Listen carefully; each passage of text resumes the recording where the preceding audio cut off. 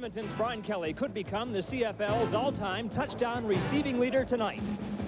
You're looking live at BC Place in Vancouver as the road to the Grey Cup continues on CBC Sports. CBC Sports presents Saturday Night Football, the CFL on CBC. The NBA has 5'6" Bud Webb. The NHL has Matt Snaslund at 5'8". 5'8" Kirby Puckett is the answer in Major League Baseball. And proving the good things come in small packages to the CFL is 5'6" Henry Gizmo Williams of Edmonton. The Gizmo hopes to use this sort of brilliance to silence the fans at BC Place.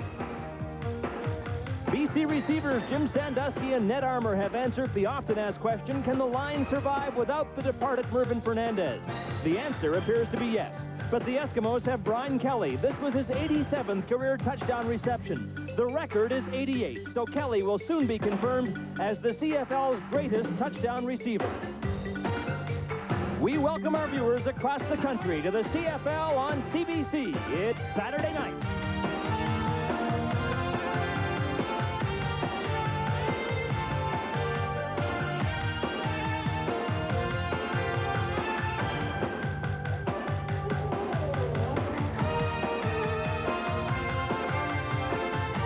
CFL on CBC. Brought to you by Carling O'Keefe Breweries. The CFL, it's the game around here. Petro-Canada dealers and agents. Our energy is Canada. And by Air Canada, celebrating 50 years of serving Canadians at home and around the world. Welcome, everyone, to Saturday Night Football. The road to the Grey Cup will lead us right back here to BC Place for the Grey Cup game on November 29th. And the betting is one of these two teams, the Edmonton Eskimos or the BC Lions, will be in it. They are clearly the powers of the Western Conference, and therein lies the significance of this game tonight. Let's hear about it from Don Whitman and Ron Lancaster. Scott. Well, a number of interesting stories are about to unfold tonight under the dome. We've heard about Brian Kelly, but Ron Lancaster, Jim Sandusky is the key man in the receiving corps of the BC Lions. Well, everybody knows Brian Kelly is going to set the receiving record, but that man number 3, Jim Sandusky, very vital to whether the Lions win or lose, not only as a pass receiver, lived in the shadow of Fernandez, but also as a kick returner. Talking about kick and punt return, people, is there any better than Henry the Gizmo Williams? A couple of weeks ago against the Calgary Stampeders, he established a league record for punt return yardage in a single game. He broke 2 for touchdowns, 71 yards and 91 yards. And I think tonight, Lou Pasaglia might be well advised to kick the ball away from Henry Williams. If he doesn't, he's Mr. Excitement and Mr. Field Position, and that's great. Each team has an outstanding performer defensively. Stuart Hill for the Eskimos and Brett Williams in his first game as a BC Lion. Well, 7 sacks for Stuart Hill already. Looks like it's going to be a banner year if everything goes well for him. But the guy on the other side is going to give the BC Lions a great pass rush from the inside. They love to come from the outside, but he's going to be the man inside. The Lions and the Eskimos fighting for first place in the West. Right now, let's go back to Scotto. Don, at halftime and inside the CFL, will be joined live by Edmonton's Brian Kelly, who could by that time have tied or broken Tommy Scott's all-time CFL touchdown reception record, and Chris Cuthbert will file a report on the miraculous recovery of Edmonton's James Bell, who suffered a serious injury here last September. The kickoff is next when the CFL on CBC returns. This sports challenge is brought to you by Cruex, the #1 cure for jock itch. Ralph Branca was the pitcher. The batter was Bobby Thompson. The year was 1951. Thompson waited. Branca threw, and this swing on the final pitch of the season brought the National League pennant to the Giants. The Cruex Challenge? How did the New York Giants do in the 1951 World Series? Hello! My name is Jippy Jeff! What? You know, the most important thing in boxing is to never get caught with your gloves down. There are only 2 things to bring them down: fatigue and jock itch. It's. Don't let jock itch hit you below the belt. Fight back with Cruex. Cruex kills jock itch fungus and helps stop painful burning, itching, and irritation. Time out. I got an itch.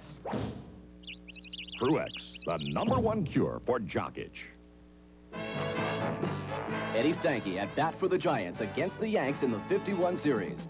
Alvin Dark's bunt put 2 Giants on, with the Giants down 2 runs and trailing the Yankees 3 games to 2. But Bobby Thompson was up at bat. Could he do it again? A long fly ball, but not long enough. The Miracle Giants ran out of miracles.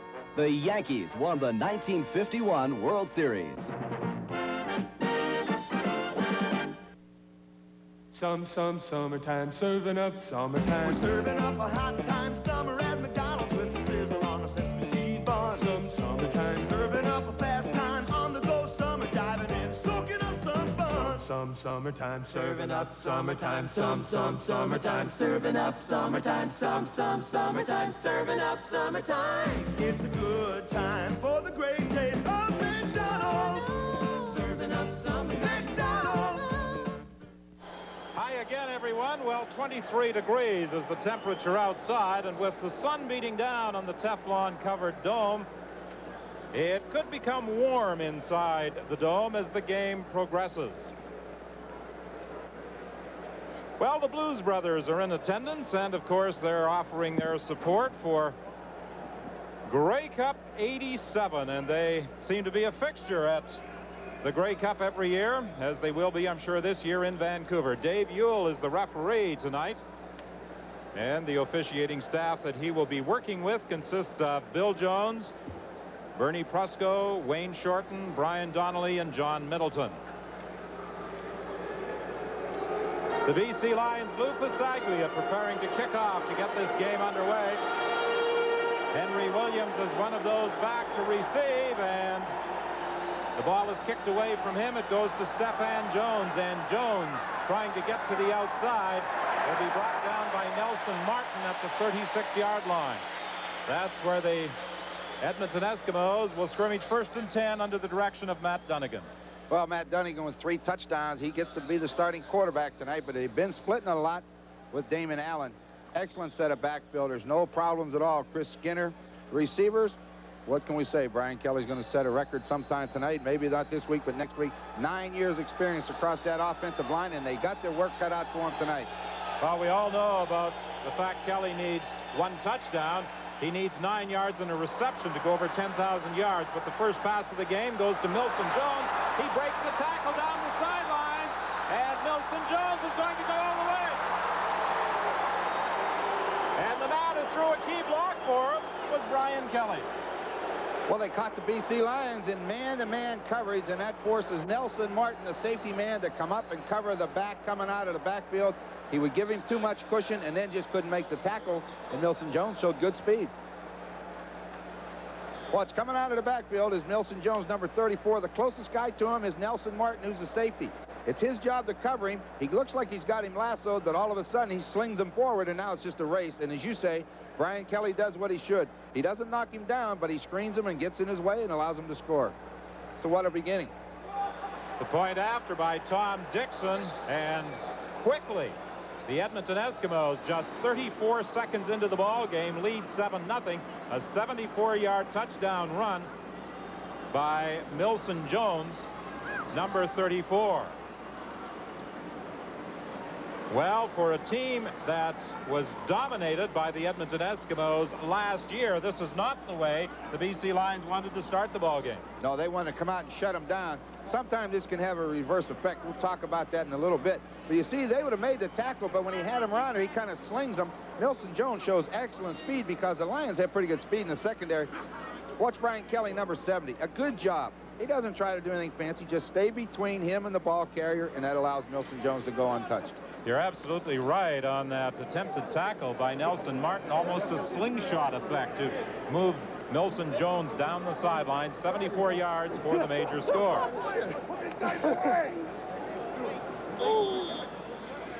So now Tom Dixon will kick off for the Edmonton Eskimos. Mel Bird on the return. Bird is stopped at the 38-yard line, and that's where the BC Lion offense will put it into play. Mike McLean was there to make the tackle, limiting the return to 28 yards. Well, the BC Lions and Roy DeWalt will be the leader as he has been. Don Matthews makes no doubt that his leader is Roy DeWalt. John Henry White back in the lineup now. Scott Leckie, the inside receiver, first start for him tonight. And offensively, a big, big offensive line. That screen pass to Sandusky, and it almost appeared as though the Edmonton Eskimos were reading the Lions playbook as William Mitchell came over to make the tackle. Don Matthews' team is coming off a 16-day break created by the schedule alterations. The Eskimos coming off their first loss of the season, a 40-30 decision at the hands of the Hamilton Tiger Cats last Sunday. And you know, when you talk about a 16-day break, that's longer than they're in training camp. That's an awful long time. Well, they treated the break like a mini training camp. Roy DeWalt having trouble finding the receiver. He decides he'll run with the ball, but he'll be stopped short of the first down by William Mitchell, again coming over from that linebacking position. What was nice on that play, Don, was the two linebackers, Mitchell and Bass. They were sitting back at about 10 or 12 yards, and when Roy DeWalt started forward, they never moved. They just stayed there. Once he crossed the line of scrimmage, they come up and made the tackle. We'll get a look at him here. They drop back. You'll see Danny Bass at the bottom. Now, DeWalt's going to look like he runs, but they don't fall for that, because if they come up, he'll throw it over their head. But as soon as he crossed the line of scrimmage, both of them converge. That's good defense. Lou Pasaglia stands at the 30-yard line for this third down punt. And Henry Williams will take it at the 25-yard line. A penalty flag thrown, and Williams also goes down immediately at the 28. Peter Vandenbos was downfield to make the tackle after a 47-yard kick by Lou Pasaglia. He took a good hit, too. I think they're going to get called for no yards, being the Lions, but it was a good hit, good coverage. No yards, BC 34. First down. You know what I liked, Don, yesterday at the press conference when Don Matthews was asked if they were going to do anything special for this man, Henry Williams. He says, no. He said, you have to challenge your special teams to get down there and do what they did right there. Maybe not any no-yards penalty, but they had him surrounded and make the hit because he's not that big and you can knock him around. Scott Leckie was the first man downfield on punt coverage for the BC Lions. But the no-yards penalty will move the ball out just shy of the 40-yard line. That's where the Eskimos lead at 7-0. Scrimmage first and 10. Dunnigan throwing over the middle, intended for Tom Richards. Tyrone Cruz made contact with him, resulting in what appears to be pass interference. Flag came out very, very late, didn't it? I looked for it when they had their collision. I looked for the flag. Forward pass interference, British Columbia, first down.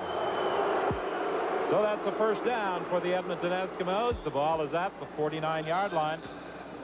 Well, you see the ball being thrown. It's a little bit behind them. That's awful tough. I think, I like the way that guy played defense. Richards comes out, Howlett goes in, and the pitch goes to Chris Skinner.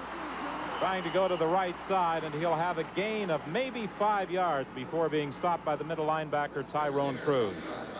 The big thing when you play the Lions, you know one thing, they love to play pressure defense. And when you play pressure defense, you're going to see those interference calls like that play before, man-to-man coverage downfield.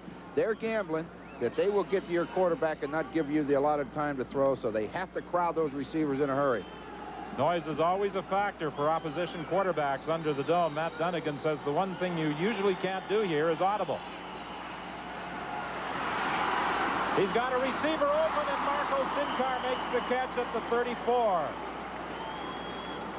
Well, we said they're going to have to get a big effort out of those 5 offensive linemen up front. BC Lions dropped into a zone. That means they're going to rush 4, and that offensive line of the Eskimos did a great job to give Dunnigan time to look from the right side of the field all the way back across to Sincar, and they make the catch. First and 10. The Eskimos threatening to add to their 7-0 lead as they are at the 34 of the BC Lions. Pass is intercepted down the sideline. Goes Larry Crawford.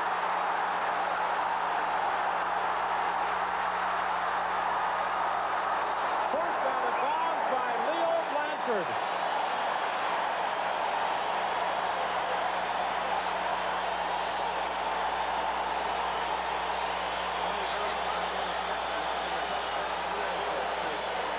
Well, we talk about man-to-man coverage. Watch how close Larry Crawford is to his receiver. Watch him.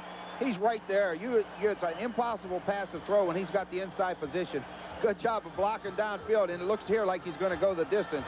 Gets a good block on Hector Potier, and then all of a sudden, who comes across? Saves the day for him, Leo Blanchard. Actually, Crawford had stepped out back at the 30-yard line, but that was great pursuit by Leo Blanchard to come all the way back to make the tackle. Dumped off to John Henry White, and he's hit right at the line of scrimmage by Larry Ruck, the linebacker. Roy DeWalt was in trouble and dumped it off to White, but there was nowhere for him to go. There you see Crawford running. Switches hands with that ball, gets it in the outside and tried to lateral it. Wow, that's weird. That's hard for me to believe. Well, he led the team for a couple of seasons in interceptions, and Larry Crawford picks off a big one in this game against the Edmonton Eskimos. 2nd and 10. DeWalt throwing into the end zone. It's incomplete. John Pancratz, the intended receiver, seemed to get tangled up with the defensive back, the safety, Junior Robinson, as he attempted to break his pattern in the end zone. They had a crossing pattern going on, Pancratz and Sandusky, and Sandusky ended up on the ground, and Roy DeWalt ran right down there. He wanted a pass interference call, but he didn't get it. 10 minutes remaining in the opening quarter, 7-0. The Edmonton Eskimos lead the British Columbia Lions, and Lou Pasaglia will attempt a field goal from 37 yards out.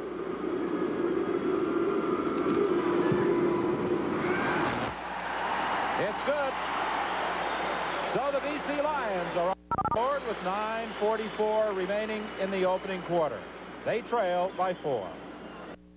I saw that there was an image behind drinking, and people that drank, that they looked older and sophisticated. I was 11 when I lost my virginity to a guy. I was 17, and I was drunk. Sometimes I'd sleep in the woods. If I didn't sleep in the woods, I slept on the corner. If I didn't sleep on the corner, I slept at someone's house who I didn't even know. Hey, yo, alcohol is a drug, and you can get hooked on it. And the younger you start, the more damage you can do. If you want to be somebody, have a family, have a future, just say no. Say no and say yes to your life. Suicide is the 3rd leading cause of death among young people. 2/3 of our children use an illegal drug by the time they finish high 3 school. in 10 teenage girls become pregnant at least once. When you send him out on his own, will he have the strength to beat these odds? Even though you try to give him everything, your child needs the values and sense of self religion offers. Your church or synagogue can help, because you haven't given them everything until you give them something to believe in. Brought to you by Religion and American Life. Well, I think almost any time this year when the Edmonton Eskimos give up a field goal, they'll opt for the other team to kick off because of the strength they have in that kickoff return unit with the man who has the ball, Stephan Jones, and Henry Williams. And Stephan Jones brings it back to the 42-yard line. So they improved their field position by 7 yards. Right now, let's go down to Scott Oak. Don, one of the major concerns of visiting teams here at BC Place is the noise level. At worst, you can't hear yourself think down here on this field. At best, I guess we could say it's a constant drone. Now, over the years, visiting teams have tried everything to filter out the crowd noise, including these industrial earplugs. But the problem is they filtered out too much, including some of the quarterback signals, so no one's using them anymore, instead relying on scoring early and often. But that's tough, as you know, against this BC defense. Well, as Matt Dunnigan said prior to the game, one of the best ways to quiet the crowd is to put points on the board early. And the Edmonton Eskimos achieved that goal with a touchdown on the very first play, 74 yards from Dunnigan to Milson Jones. But it does prevent a team from audibling at the line of scrimmage. It's difficult for the wideouts to hear the call. Yeah, they have to signal it out. You call it, the slot back will get it, he'll relay it to the wide receiver because you just can't hear well enough. 2nd and 10 from the 42-yard line.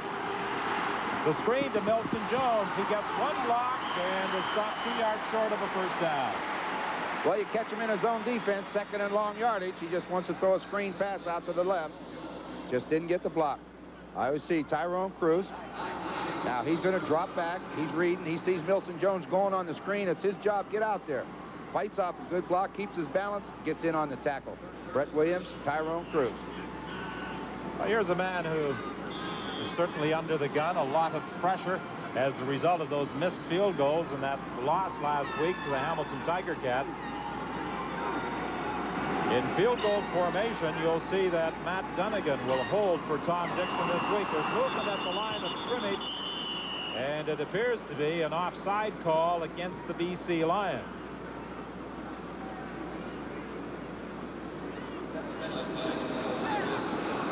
So that penalty will give the Edmonton Eskimos an automatic first down.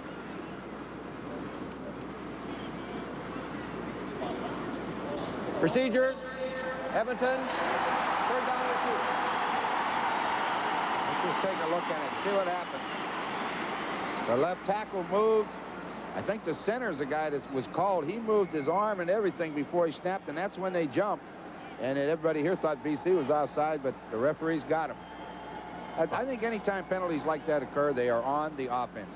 Well, I read the signal by Danny Bass, who indicated that the penalty was against the BC Lions. He pointed to the bench and said it's against them, but it was a procedure call against the Edmonton Eskimos. So that moves the Eskimos 5 yards further back, and they'll be kicking again with Tom Dixon standing at the 30-yard line. Jim Sandusky is the lone man back.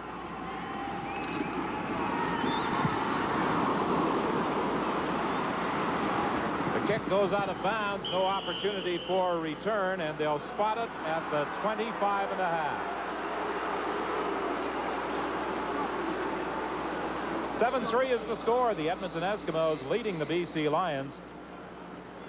Roy DeWalt directing the British Columbia Lions to impressive wins over the Saskatchewan Roughriders and the Calgary Stampeders. Those games coming just a couple of days apart. 2 games in 3 days and then 16 days off. Well, that's tough. 16 days is a long, long time. 8:03 is the time left in this opening quarter. 1st and 10. DeWalt throwing to John Henry wide. It's a foot race down the sidelines, and Cliff Tony finally got to him and forced him out of bounds, but not before John Henry had a first down. Well, they're glad to get him back in the lineup. You know, we talked about it many years. He was the blocker. That's all he was called on to do. But when they give him the football, he catches the ball well out of the backfield, and he does a great job when he's called on to run. He's just been an all-purpose back for him in his 10 years with the BC Lions. The arthroscopic surgery that he underwent, keeping him out of the game for the first 2 of the season. Jim Sandusky is stopped at the 50-yard line by Ron Howard. Up until last year, the BC Lions under Don Matthews had a great deal of success against the Edmonton Eskimos. Then last year, the Eskimos totally destroyed the BC Lions, outscoring them by a wide margin. I think it was 140-34 in 4 games. That is destroying.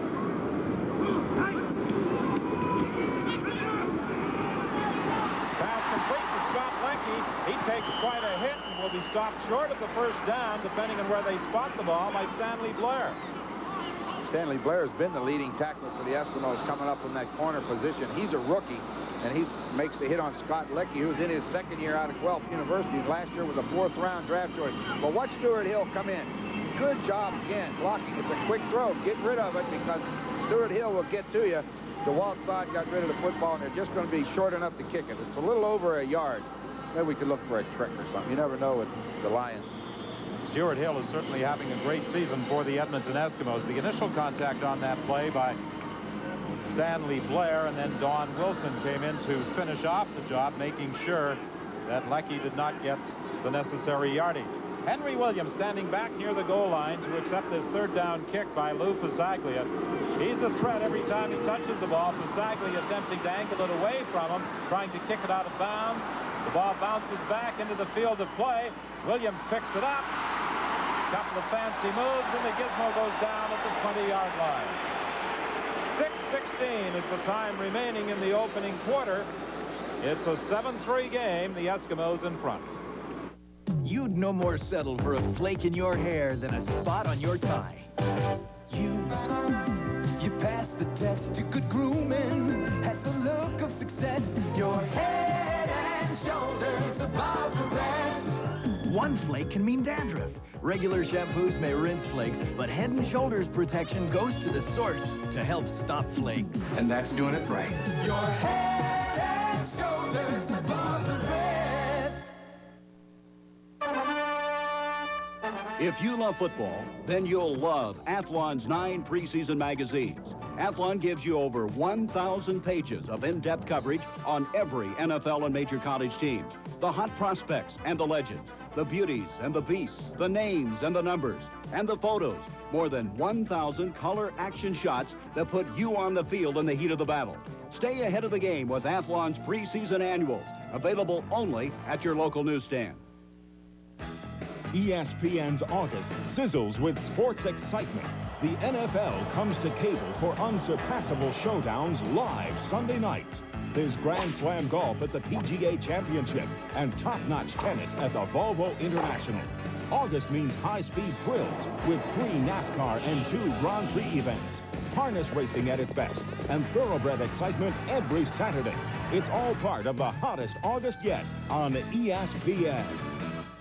Welcome back to BC Place in Vancouver, where the Eskimos lead the Lions 7-3. It looks like one of the members of the ball-hawking BC secondary could be out of the game. Number 10, Mel Bird, jammed his foot on the kickoff, and the training staff is unsure if he's going to be able to return. It does not look good for him in this game. Don?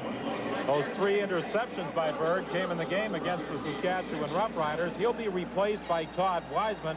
That means the Lions have to do some juggling as far as positions go in that secondary. Yeah, Nelson Martin, who normally plays the middle or the safety position, he moves over, takes Bird's spot, and Todd Wiseman from Simon Fraser comes in at the safety position. But I don't think it'll change their defensive plan. Their plan is attack, and they'll just force Todd Wiseman to play man-to-man coverage, but they've got to go after Edmonton.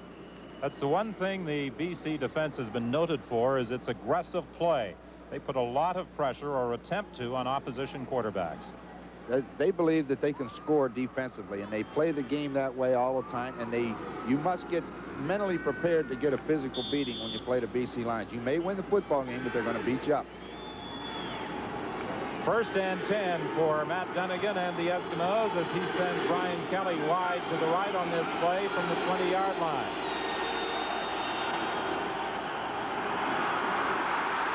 Talking about that beating, there it is.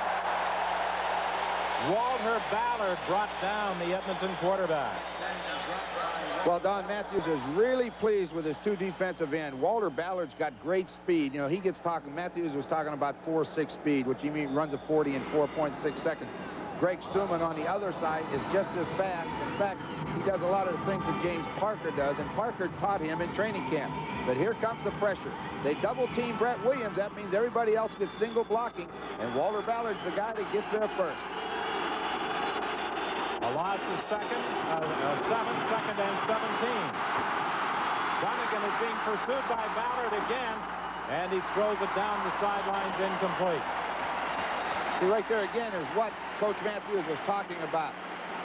Dunnigan escapes and get outside, but Ballard has a good speed that he can flatten out and run him down from the backside and not allow him to turn the corner. And in that result, he forced him to throw downfield. It's an incomplete pass. They have to kick the football. It's a little disconcerting for a team to have a touchdown scored against you on the very first play of the game, but it appears as though the BC Lions have recovered, and they seem to be settling down defensively. Well, Don, I said we'd say something about that later.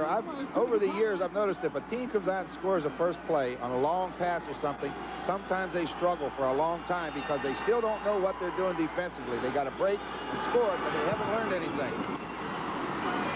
Sandusky accepts the ball at the 54-yard line. Twisted down at the 43 by Chris Johnston. So the BC Lions on their last 2 offensive series have had good field position, a 10-yard run back that time after a 41-yard kick.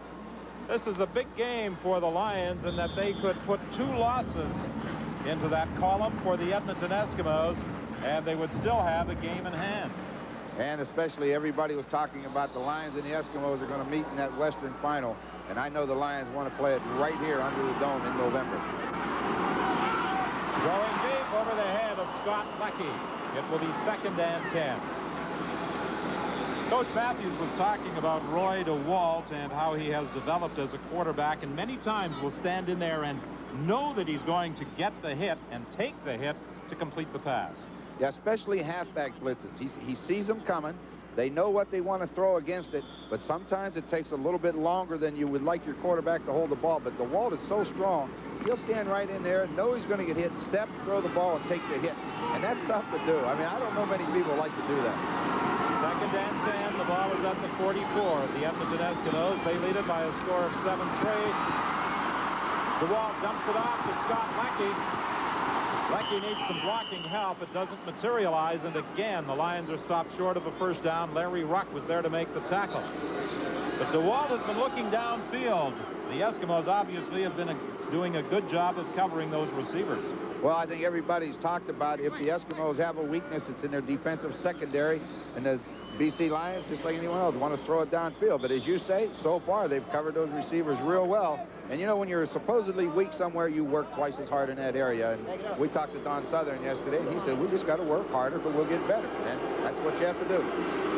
Lou Pasaglia will be attempting a 47-yard field goal.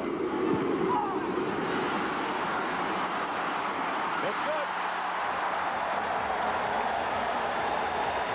So Pasaglia's second goal of the game has brought the Lions within a single point with 3:46 left in the quarter.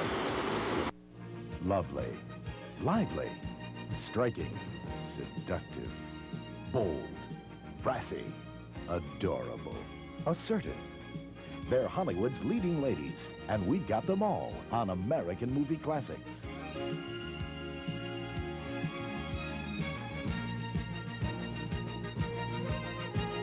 American Movie Classics, because a leading lady's place is in your home.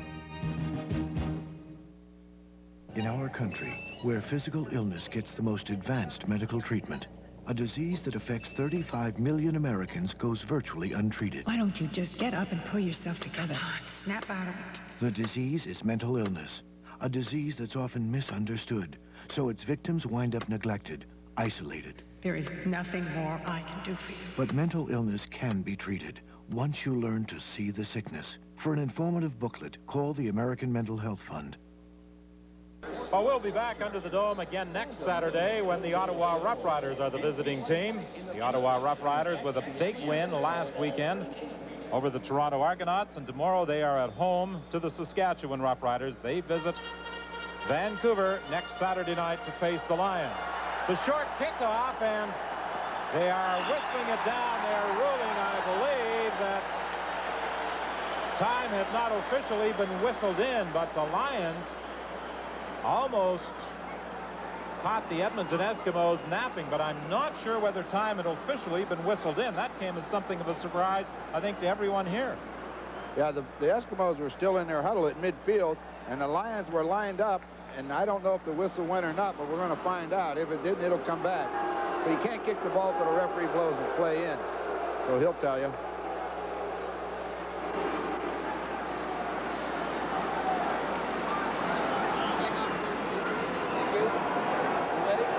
Well, obviously, referee Dave Ewell had not signaled play in. You see the Eskimos, they're still in their defensive huddle. All of a sudden, the ball is kicked, and they scramble for that football. It was recovered by the Lions, but play have not been whistled in. There's the whistle, and this time, the regular kickoff formation for the BC Lions, and the reverse with the ball given to Henry Williams. And Williams is forced out of bounds in front of that BC Lion bench by Anthony Parker. Penalty flags back at the point where Williams was forced out of bounds. Some pushing and shoving by both sides. Blake Marshall, number 22 for the Eskimos, who has just been activated this game to play special teams. He took a shot down there and started this whole thing. Ball carrier was out of bounds, and it was Blake Dermott, number 50, that got up and went after him. But Blake Marshall was the one that made the hit. BC number 50. Unnecessary roughness, Edmonton number 22. First down. I think he may have the numbers reversed. 22 for... Pretty nice gimmick. Start to the left the way they had returned to punts before, and then Gizmo Williams comes back the other way, and look at the speed. He makes people look slow when he gets hold of the ball. The reverse angle look at it. It was Blake Dermott of the Eskimos. And Marshall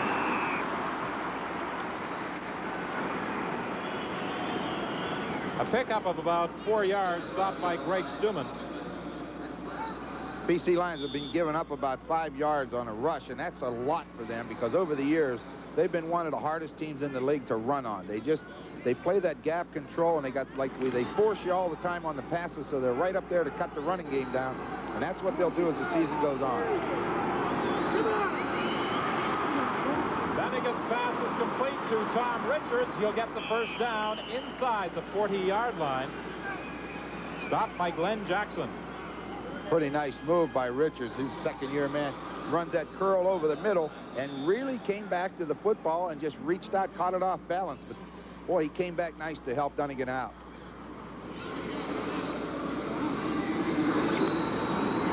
First and 10 at the 39-yard line with 2:21 remaining. In this opening quarter, 7-6, the Eskimos lead. Dunnigan is caught from behind by Rick Clausen.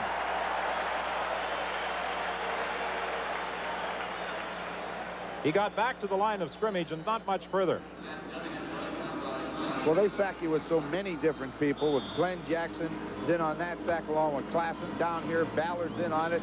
Brett Williams coming up the middle. We noticed in that one isolation that they were double-teaming him. Well, you can't double-team everybody. So whenever you pick one, the rest of those guys got single blocking. It's their job to get there. Second and 10. Drop play and a big hole for Milson Jones inside the 20-yard line. A little bit of a gamble, Don. They bring Nelson Martin on a halfback blitz, and they hit away from the side he was coming and break it for 20 yards. Big play. Well, Milson Jones has played a prominent role in the success of the Eskimo offense so far in this opening quarter. Well, you saw Nelson Martin, number 4, trying to come up the middle. Milson Jones went right by him. He didn't even see him. He originally came into the Canadian Football League with the Winnipeg Blue Bombers. So far, they have knocked on to Brian Kelly. This time they do. Incomplete. He had double coverage down in the corner of that end zone. And, of course, here in Vancouver, the end zones are 5 yards shorter than the normal CFL playing field because of the dimensions of the dome. Just turn back blocking. Keep him to the outside. You see Brett Williams, he's having a tough time. He's having a little battle with Leo Blanchard. Finally breaks through. But by then, enough time to throw the football. All you want's about 3 seconds and then get rid of him. Kelly, of course, needs only 9 yards to become only the 3rd receiver in the history of the Canadian Football League to go over 10,000 yards. It was intended for Milson Jones. It falls incomplete. So it will be 3rd and 10 and will be a field goal attempt, almost certainly by Tom Dixon. Matt Dunnigan pleading his case to the referee. Maybe that's what he was complaining about. Well, Andre Francis was lined up inside of him, and when you got a man like Kelly, you keep him from going in there. He got inside of him. It's Francis's job now. He's beat if he lets him go, so he just grabs him, and he gets away with it. Tom Dixon, who has struggled a little this year, will be attempting this one from 26 yards out. He puts it through. So with just 21 seconds remaining in the opening quarter, the Edmonton Eskimos move into a 10-6 lead over the British Columbia Lions. The first meeting between these two teams this year. Joe Farragelli in just his 2nd game as the head coach of the Edmonton Eskimos, replacing Jackie Parker, who made the surprise announcement after the game against the Hamilton Tiger Cats, the first meeting between the two, that because of health conditions he was retiring.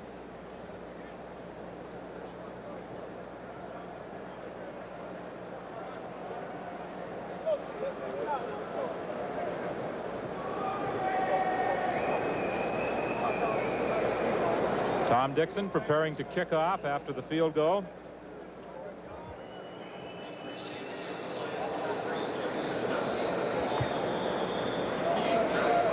Crawford and Sandusky are back for the kickoff. It bounces to Crawford. He had difficulty handling it.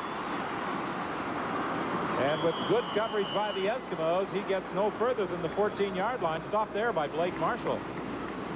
A 64-yard kickoff and just 3 yards on the return. So the BC Lions are backed up deep in their own zone on what will probably be the final play of the opening quarter.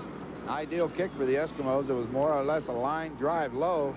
Crawford wasn't able to catch it in the air. And Don, we've said it a million times, when that ball hits artificial turf, you don't know what's going to happen to it. It speeded up on the bounce, and Crawford couldn't handle it. So as a result, they're inside their 15-yard line. Armour and Leckie come out wide to the right.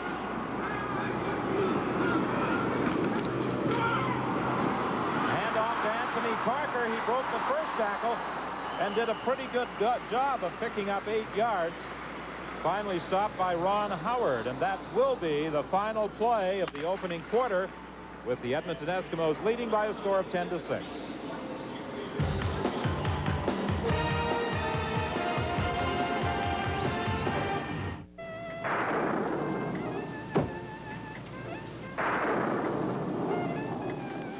Hi. I've been looking all over for this terrific video cassette I heard about. It's called Not So Great Moments in Sports. Like, one scene is where Billy Martin tries to give an ump a shoe shine. That's a fantastic video. My favorite part is where John McEnroe plays tennis with his orange juice. I hear there's a scene where Reggie Jackson protests a Gaylord Perry spitball with a visual aid. Yeah. I love it where a kicker tries to play quarterback. Not So Great Moments is 45 minutes of the funniest sports footage I've ever seen. Great, so you have it. No. It's not in video stores yet. Now what do I do? You get it free. Let me understand. You don't have the video, but you're going to tell me how to get it free. Right. Am I missing something? You're missing out on Sports Illustrated. Sports Illustrated? I love SI. What does Sports Illustrated have to do with it? You get Not So Great Moments in Sports free with your paid subscription. Oh, I let my subscription run out. Well, now's a perfect time to go for it again. You get 25 weeks of America's best sports coverage, including the Pro Football Spectacular with all the picks, previews, and profiles, and the beautiful swimsuit issue. I like that. Everybody likes that.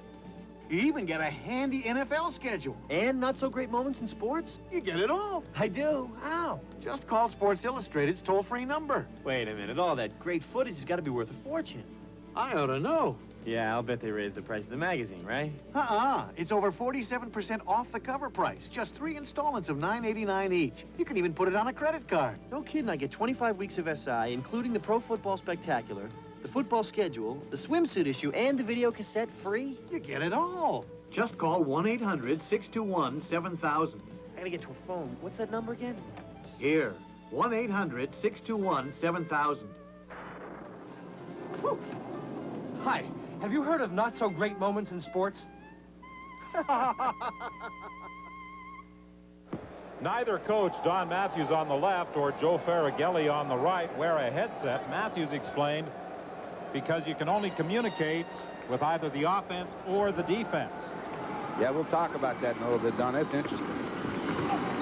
Anthony Parker attempting to get that first down on the opening play of the second quarter, and it looks as though he's going to be stopped short. John Mandarich made the tackle. Well, they're happy to have Mandarich back. Look at that visor that he's wearing on his helmet right now. It's dark green, looks like.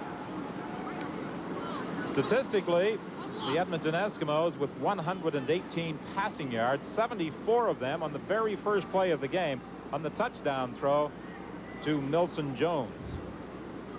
Of course, that big interception enabled the BC Lions to move down into field goal range. The theft by Larry Crawford. The measurement to determine whether or not Parker has a first down. He's that much short. Will the BC Lions at their own 24-yard line gamble? Yeah, you got to go get this one. It's less than a half a yard, and DeWalt's over 200 pounds, and they give you a yard, he should make it. But what you were talking about earlier, Don, the head coach, I really believe that there should be 3 headsets on the sideline. The head coach should have a headset to where he can talk to either the offense or the defense. But the way it is now, there's 2 headsets down there. The offensive guys have one, the defensive coaches have the other. So if the head coach wears it, then he will become more aware of that particular side of the ball, and it makes it difficult to make decisions on the other side of the ball. Third down gamble, penalty flags as Roy DeWalt hits the 25-yard line, which would be enough for a first down.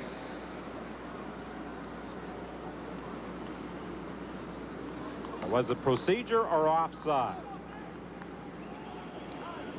That's offside. Evan. Let me take one more shot at that explanation, okay?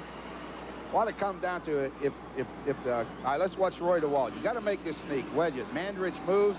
There it is. That's the first down. Now just get in here right behind number 65, Roper, and just get straight ahead. But if you're the head coach and you talk to the offensive coach in a box, you lose track of what's going on defensively. So if you don't wear one at all, then you can stay in the game. John Henry White doing a lot of struggling to reach the 35-yard line for a gain of 6. Well, we talked about him earlier. Now, right here, he's getting the opportunity finally in his career to carry the football. And if you saw that, he, as you mentioned, he struggled and fought for every one of those yards. Good job. One of the veterans of this BC football team, John Henry White, primarily a blocking back in recent years. Our low-level camera showing the ball just shy of the 35-yard line as Roy DeWalt is chased out of the pocket, and he's got John Henry White for a first down out to the 42-yard line. He's caught by Don Wilson. Second down and 4, first down and 10, doesn't matter. A little play-action pass. The first read for the quarterback is in the flat. Don Wilson, number 20, had him covered very well, but then he backed off of. Here comes John Henry. Now he's going out. Now what's number 20 will show up. He's got him covered pretty good, and he backs off a little bit for some reason. They get the ball to him, and now he has to make up the ground, but he'll get the 4 yards, which is all he wanted to start with. First and 10 at the 42-yard line. The Lions trailing by 4. Throwing deep down the sidelines, intended for Sandusky. It's incomplete. He was being covered by Ron Howard. Sandusky immediately looked back as though to suggest to the official that he was interfered with by Howard, but there was no penalty flag. But this is an interesting statistic last year. 27 interceptions that the BC Lions threw. 11 of them were against the Eskimos. That may account for why they were blown out so many times. But again, all receivers have that tendency. If they go outside deep for a pass and they don't get it, they turn around to see if there's any flags, because most receivers feel without, if they hadn't held me, I'd have got it. From the 42, it's second and 10, penalty flag, and I'm sure this will be offside against the BC Lions. I think it's going to be brought back. I think Ned Armour jumped. The pass was completed to Scott Leckie, who was brought down by Stanley Blair.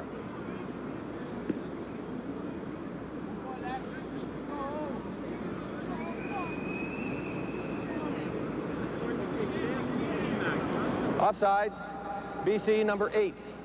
Second repeated. Well, Don, those are things that drive coaches crazy. You tell the wide receivers, if you don't know the snap count, watch the football. And he knows he made a mistake. I mean, regardless of what he does, he's not going to get hit right away, so he can be a half a second late coming off, but don't jump the gun, because they wiped out the, a 10-yard gain and a first down. Now it's second and 15. Pressure down. At the 37-yard line, the Lions out of the shotgun formation on second and 15. DeWalt throwing the screen to Tony Parker. Good job by Parker, but he's going to be brought down at the 50 with an excellent tackle by Larry Ruck. Had the Saskatoon Hilltop grad not come over to make that stop, Parker had a potential big gain. Well, they forced him to cut back, and he had to run away from him. He had Dan Hurley, John Henry White, and Scott Leckie there to block for him, but one of the Eskimos forced him to cut back, and he made one good move, but as you say, Larry Ruck made a big tackle, or he had big gains, big yardage. 12:01 remaining in the half. Henry the Gizmo Williams back with his third down kick by Lou Pasaglia.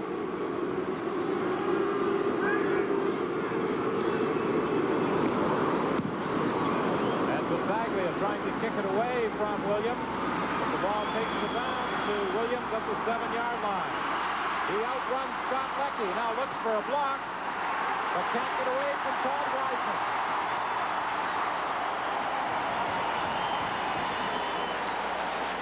Fine coverage by Wiseman, limiting the return of Henry Williams with 11:32 left in the half.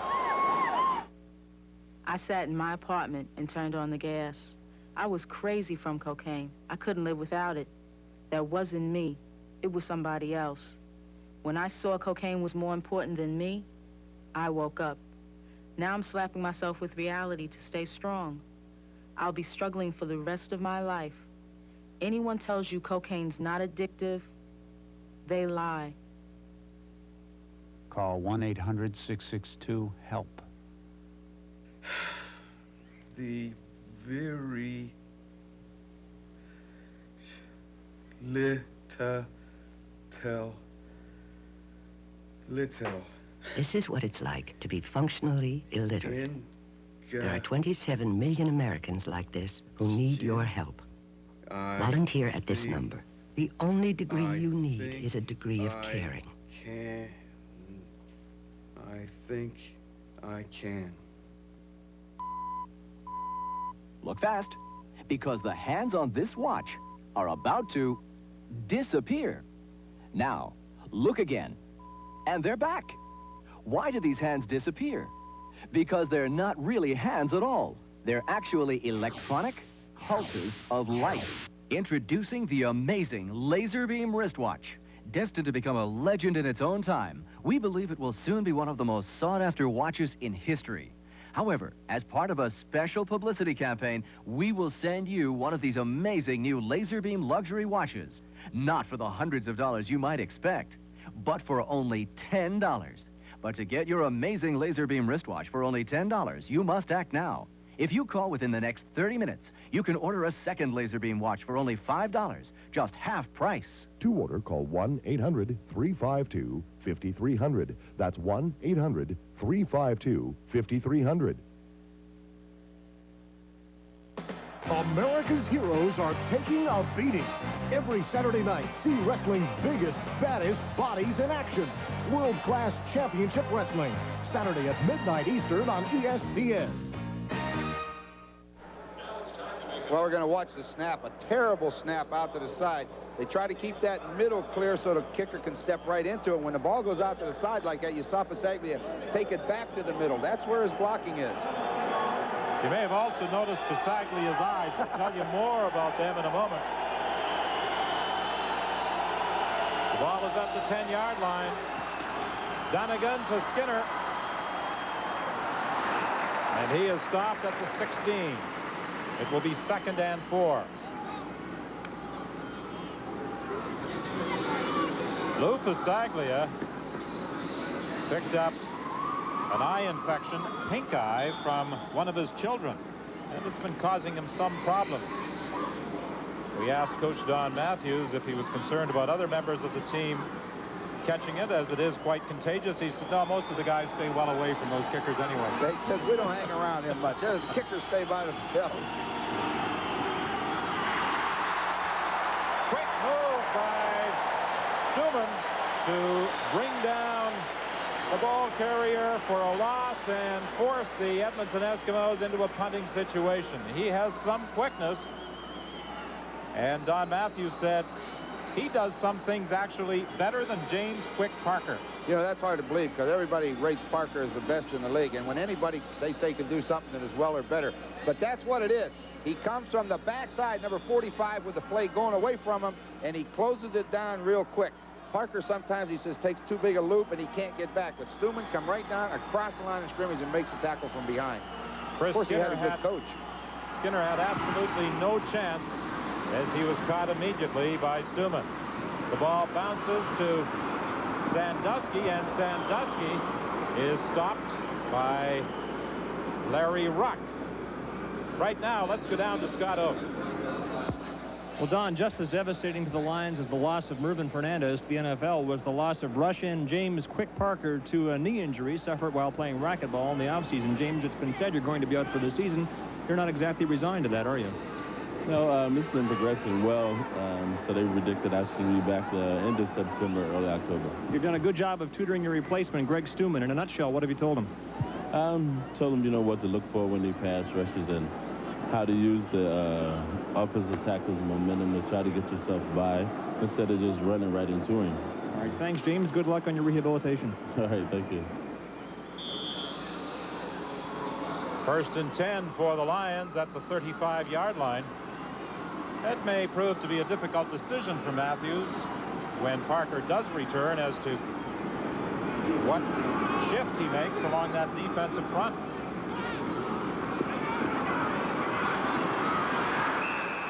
John Pancratz is caught immediately by linebacker William Mitchell.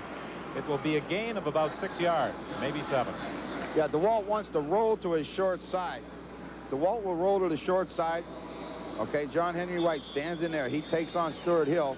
I wouldn't wish that on anybody. Of course, he's got somebody named Parker standing back there to help him, and he needed it. But DeWalt went to his right. what didn't have anything, turned around, and Pancratz finds the hole, and he hits it for that quick 6-7 yards.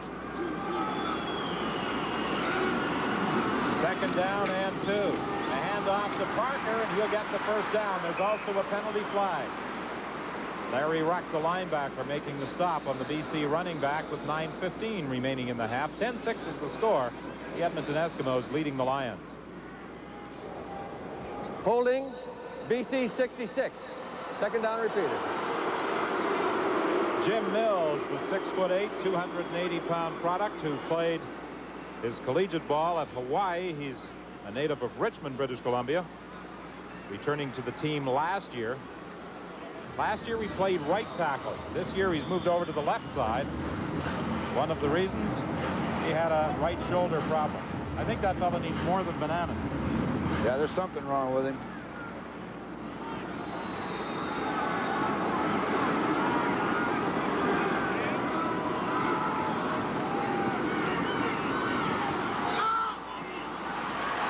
Sandusky makes the catch on the sidelines, and it will be a first down at the 52, forced out by Ron Howard. Excellent reception by Sandusky, who had to go high to haul that one in. Well, Coach Matthews talked about they work on timing patterns, and that particular play right there, it took timing because Howard had good position to cover him, but when Sandusky made the break, the ball was in the air, and that makes it very difficult for any defensive back. He was just hours away from signing with the New York Jets of the NFL, had a change of heart, and opted instead to remain with the BC Lions. They're happy he did. Ned Armour will go for the touchdown. No, he'll be tripped up at the 5-yard line. It looked as though he was home free. Ron Howard got a hand on him to prevent the major score. Not anything fancy about that one. This is when you put the fastest guy you have out there and say, you run. Now look at him close. Ron Howard took one drag step, and it's too much. He just breezed by him. The ball's thrown perfectly. Only, an excellent reach out and trip up prevents the touchdown. But you got to test those defensive backs. They had thrown some out patterns on Howard. Now, sooner or later... Ned Armour, who was a track star in college, takes it down to the 7 on a 50-yard gain, and Roy DeWalt, looking into the end zone, does not get a chance to throw. Who was pressuring him? James Zachary and Stuart Hill. Stuart Hill came from the outside in a hurry. He forced DeWalt to pull up, and when he pulled up, he got help inside from Zachary. That's the way you want to contain a quarterback, because if he can't throw the football, he wants to drift outside with it and buy some time. Nowhere to go. Hill wouldn't let him outside. That takes the ball back to the 14-yard line. Second and goal from that point. Armour goes wide to the right this time. Sandusky out to the left.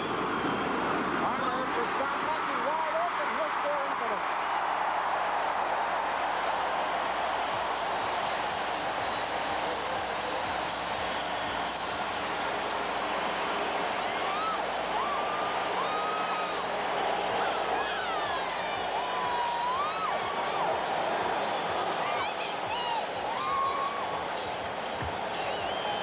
Scott Leckie with the touchdown, putting the Lions ahead. Now, when you see a man this far in the open, you know somebody blew the coverage. So when he goes across the goal line, the first thing you do is look at the defensive backs, and they're all standing there looking at one another. They just blew a coverage. It's a mistake. DeWalt found the open receiver, and it's an easy touchdown. Point after by Lou Pasaglia, and the Lions have the lead for the first time in the ball game with 7:13 remaining in the first half. Scott Leckie getting the major score on the throw from Roy DeWalt. We'll be back with the BC kickoff after this. Do I have to be a mom today? Coast, the scent opens your eyes. Coast lather, and you realize that Coast is the way to make you feel alive. Coast.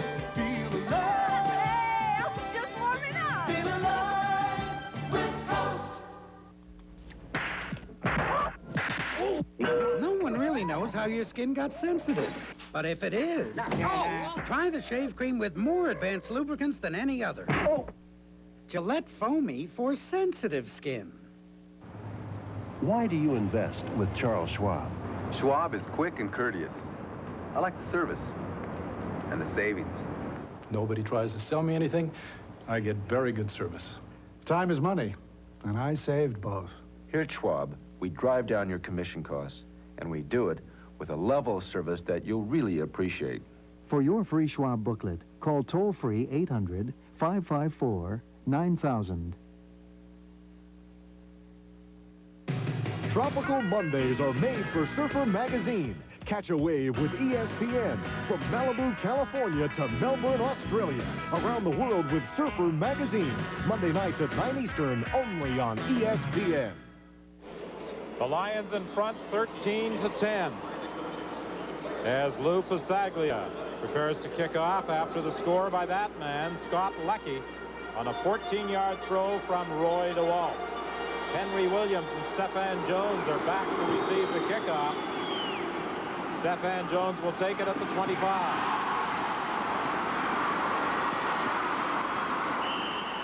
We've got two dynamite kick returners in Stephan Jones and Henry Williams. That run back 24 yards. Bernie Glier was there to make the tackle. O.C. DeWalt, you'll see how wide open number 34 Scott Leckie is. There's nobody near him. You'll see number 20, who should be covering him. He'll turn around and look to the inside like, all right, what happened? You know, he normally has the second man in, and now he must have been in a different defense because you just never find a guy that far open. That's when a receiver says, oh, please, don't let me drop this one. And a quarterback says, just don't overthrow him. Nelson Jones has a gain of about 5 yards before being brought down by Glenn Jackson. Jackson is returning to the BC lineup after missing the first 2 games of the year. He hasn't missed many in his career. No, he's been a very solid performer for him. You know, not only a linebacker, they'll move him up to the defensive end. He rushes the quarterback. And, you know, you can't say enough about a guy with that many years' experience because he's a great influence on these young guys they have coming in. 2nd and 5 from the 54-yard line. The crowd attempting to become a factor in the ball game, and I'm sure they are. The fake to Nelson Jones. Dunnigan will run it, looking to the sidelines, and he runs it out of bounds with a first down at the 44 of the BC Lions. Interesting statistic on Matt Dunnigan. In 1984, when he came up here, he ran for 732 yards. Now we're in the 3rd game of the season. Matt Dunnigan had run the ball 1 time for 5 yards. Don Matthews said yesterday that Dunnigan is now starting to scramble around and run in the backfield to buy time to throw the ball, where in the past he was running upfield. That time, he would have just as soon thrown it, but he got the first down, and that's what he wanted. Damon Allen, however, is another story. Well, he still has to learn that. You know, he'll get knocked around a little bit. He's averaging 14 yards a carry. That's not bad. Richards on the sideline is able to hang on despite the fact that Nelson Martin was draped all over him. But he'll only get a gain of about 1 yard. Matt really wouldn't be real happy about that. It was not a great throw, but a great catch. What he should have done, throw that ball up in the stands. He's going to try to come back to the inside. Boy, if Andre Francis and Kelly are having a good battle, that's the pattern he eventually wanted to run. Down the field, 12 yards and hook. He said, now, if you're going to hit me, I'll hit you back. But they're going to have a battle all night. Dunnigan throwing deep down the sidelines. Ryan Kelly attempted to come back for that football, and the coverage was provided by Keith Gooch.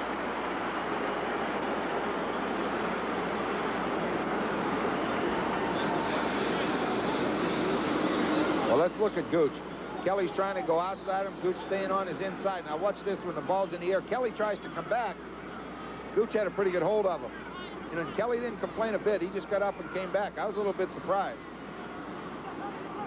Well, Kelly, 9 yards shy of going over the 10,000-yard mark in reception yardage. Only Tommy Scott and Tommy Joe Coffey have ever caught passes for more yards in the CFL. Jim Sandusky is the lone man back for this 3rd down kick by Tom Dixon. The ball bounces. Sandusky retreats to the 3-yard line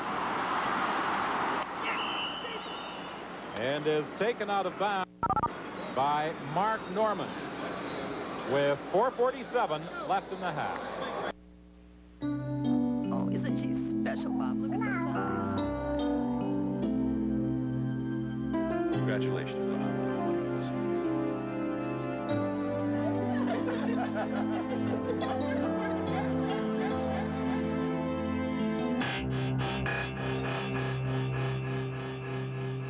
You've got a lot on the line. Don't blow it with cocaine. This message brought to you by the Washington State Medical Association. The greatest Hollywood stars. The greatest Hollywood movies. That's what you get on American Movie Classics. It's the one cable channel that brings you only Hollywood's best. In prime time, without commercials. 50 great years of Hollywood on one great channel. American Movie Classics.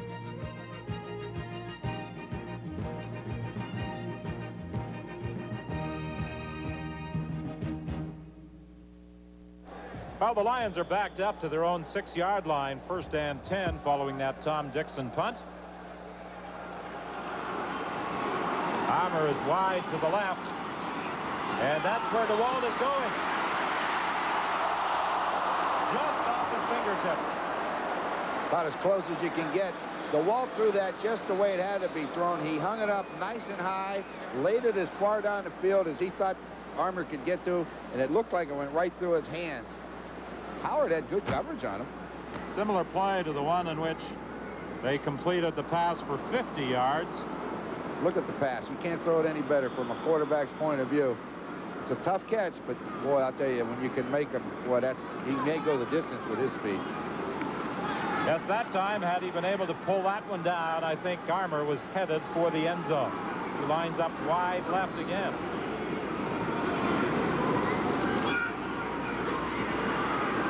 Pass complete to Anthony Parker, and he'll be very close to a first down. I think he got out to about the 17 before being upset by Larry Ruck, who has played a strong game defensively for the Eskimos. Most times on 2nd down long yardage, you want him to throw the ball to the back. But all that happened is Larry Ruck was a little bit too far off of Parker, and Parker's got good moves, and he stumbled forward and makes that 1st and 10. The ground game has been practically non-existent tonight so far for the BC Lions, as they have been throwing to the receivers and to the backs.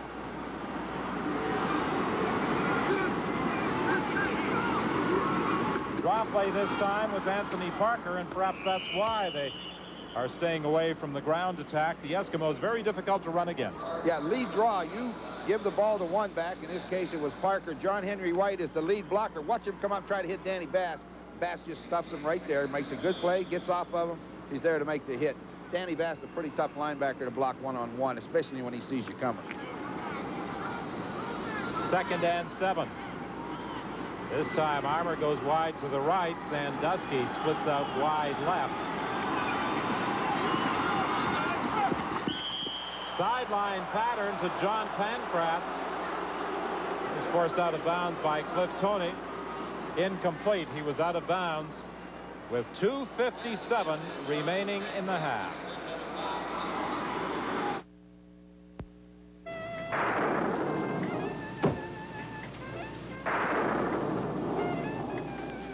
Hi. I've been looking all over for this terrific video cassette I heard about. It's called Not So Great Moments in Sports. Like one scene is where Billy Martin tries to give an ump a shoe shine. That's a fantastic video. My favorite part is where John McEnroe plays tennis with his orange juice. I hear there's a scene where Reggie Jackson protests a Gaylord Perry spitball with a visual aid. Yeah. I love it where a kicker tries to play quarterback. Not So Great Moments is 45 minutes of the funniest sports footage I've ever seen. Great, so you have it. No, it's not in video stores yet. Now what do I do? You get it free. Let me understand. You don't have the video, but you're going to tell me how to get it free. Right. Am I missing something? You're missing out on Sports Illustrated. Sports Illustrated? I love SI. What does Sports Illustrated have to do with it? You get Not So Great Moments in Sports free with your paid subscription. Oh, I let my subscription run out. Well, now's a perfect time to go for it again. You get 25 weeks of America's best sports coverage, including the Pro Football Spectacular with all the picks, previews, and profiles, and the beautiful swimsuit issue. I like that. Everybody likes that. You even get a handy NFL schedule. And Not So Great Moments in Sports? You get it all. I do? How? Just call Sports Illustrated's toll-free number. Wait a minute. All that great footage has got to be worth a fortune. I ought to know. Yeah, I'll bet they raised the price of the magazine, right? It's over 47% off the cover price. Just 3 installments of $9.89 each. You can even put it on a credit card. No kidding. I get 25 weeks of SI, including the Pro Football Spectacular, the football schedule, the swimsuit issue, and the video cassette free. You get it all. Just call 1-800-621-7000. I gotta get to a phone. What's that number again? Here, 1-800-621-7000. Hi, have you heard of not-so-great moments in sports?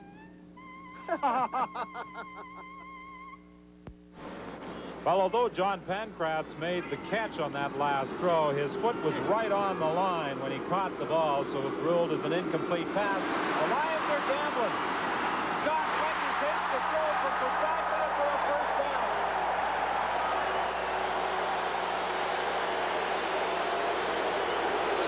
Scott Leckie's having a pretty good football game tonight. Made some key catches. None will be keyer than that one, because when you gamble deep in your own zone, you've got to make that first down. Well, we've talked about Pasaglia for years. Good snap. He's a quarterback from Simon Fraser. You can tell how he moves around. Well-thrown football. Scott makes the catch, gets the first down. That's as big a catch as that touchdown. He's wide open on the touchdown, but if he misses that one, you give up field position late in the half. Pretty good fourth-round draft pick by the BC Lions. Ned Armour attempting to maneuver away from Ron Howard and Cliff Toney, actually trying to split them. He was unsuccessful.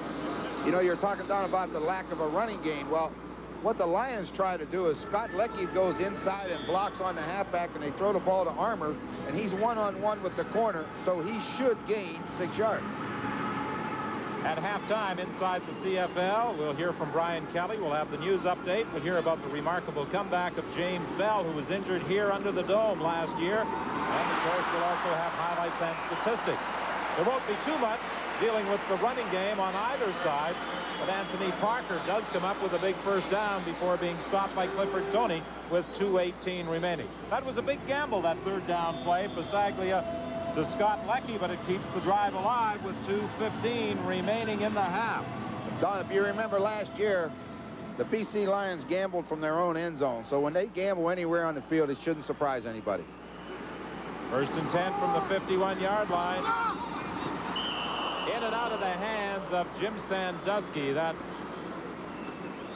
may have been aided somewhat by Ron Howard, who might have deflected it. Following the game, we will be selecting the Canada Lease MVP. Canada Lease, a Canadian company with international reach, providing leadership in the world of high-technology financing. BC Lions look like they're trying to pick on number 28, Ron Howard, but you know, he's been around the football, and the ones they've caught have been good throws and good catches. He's doing a good job defensively. DeWalt for time, can't find a receiver. Now dumps it out to Pancratz, and he can't get away from William Mitchell. You know, Don Masters was talking about DeWalt maturing every year, that he'll wait and wait and wait. Boy, this time he had all day back there. It looked like he was going to run. Finally saw Pancratz. Now, he didn't want Pancratz because he's only going to gain about 5, 6, 7 yards with it. He's the short receiver, but hey, it's better than a 9-yard loss. What are you thinking about as a quarterback when you're standing back there? You get that time, and you can't find a receiver in the clear. Help, they're getting close. Let's get rid of this thing somewhere. Now, what you hope for is that you're looking around trying to find a receiver, but you know, sometimes everything starts to happen so quick you panic and you can't see anything down there, and then you're in trouble. But DeWalt held tough and finally found Pancratz. It wasn't what he wanted, but like I said, it's better than a 9-yard loss. Because usually you don't expect to get that much time. No, you usually get about 3.5 seconds maximum, and anything over that, the ball should be gone. So you're not normally back there, but you panic a little bit when you're standing back there with nothing to do. Henry Williams is the lone man back. James Zachary was the injured Edmonton player, but I think he will be back in the ball game. And this time, Lou Pasaglia is going to kick it. Henry Williams will field it at about the 7-yard line. Scott made the initial contact, but I think it's going to be a face mask violation. Leckie is usually the first man downfield on punt coverage, but he got a hand into the face mask of Henry Williams as the Gizmo attempted to get away from him. Leckie's job on the punt cover is he is the contained man. That means if the ball is on the 5-yard line. Face mask, BC number 34, first down. As I was saying, if the ball's on the 5-yard line, he wants to go about 2 yards past him so he can't get outside of him. He didn't quite get deep enough, and with Williams' speed, he would have got outside of him. You grab anything you can. In this case, he just happened to grab the face mask. He would have rather not, but he did. But don't give that guy any room outside, or you'll chase him forever. He was nicknamed the Gizmo by teammates in Memphis after a character in the movie The Gremlins. Well, we had a ball watching him at practice yesterday in his yellow leotards.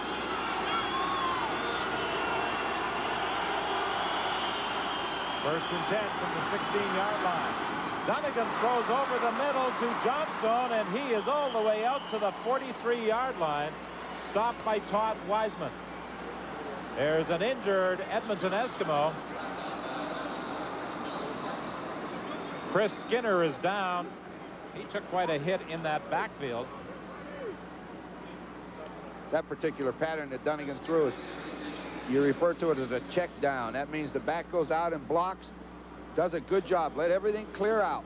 Now, Dunnigan's got a lot of time. Johnstone's blocking, then he just finds a hole, you dump it to him, and you hope he has a hole like this to run into. But it gives those linebackers a chance to clear out and then have that back come into the open area. So you see Johnstone down at the bottom of the screen. He turns him over, and Stuman runs right over Chris Skinner.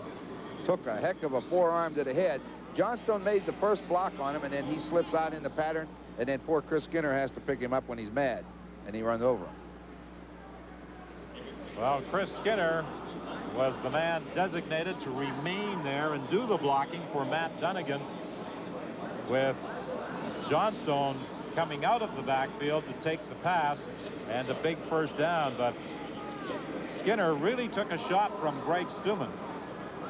You know, we were talking about James Parker coming back and the decision that Coach Matthews will have to make. It doesn't necessarily relate to Stuman, but along that defensive front, Stuman, Brett Williams, Rick Klassen, and Walter Ballard. Who does Parker move in and replace? Well, I don't know, but it's a great decision to make. I mean, you got some pretty good football players up there. All 5 of those guys can play. I think that Parker, they won't take any chances on James Quick Parker. They're going to make sure he's completely healthy. And as long as those guys are playing well, why rush him? You know, leave the guy alone. Let him get completely healed. It's good to see Skinner up running off the field, because when he had to take off Stuman's a little bit bigger than him. I think he weighs about 245, and he let him have it. And Stuman is quite an interesting story. Initially, he came into camp designated to battle with Tyrone Cruz for a linebacking position. The assistant coaches decided they would try and convert him into a rush end. Dunnigan goes down. Stuman's got him. Klassen got there first. He forced him to pull it up, and then Stuman showed up, and then number 4, Nelson Martin, on a halfback blitz, they finished him.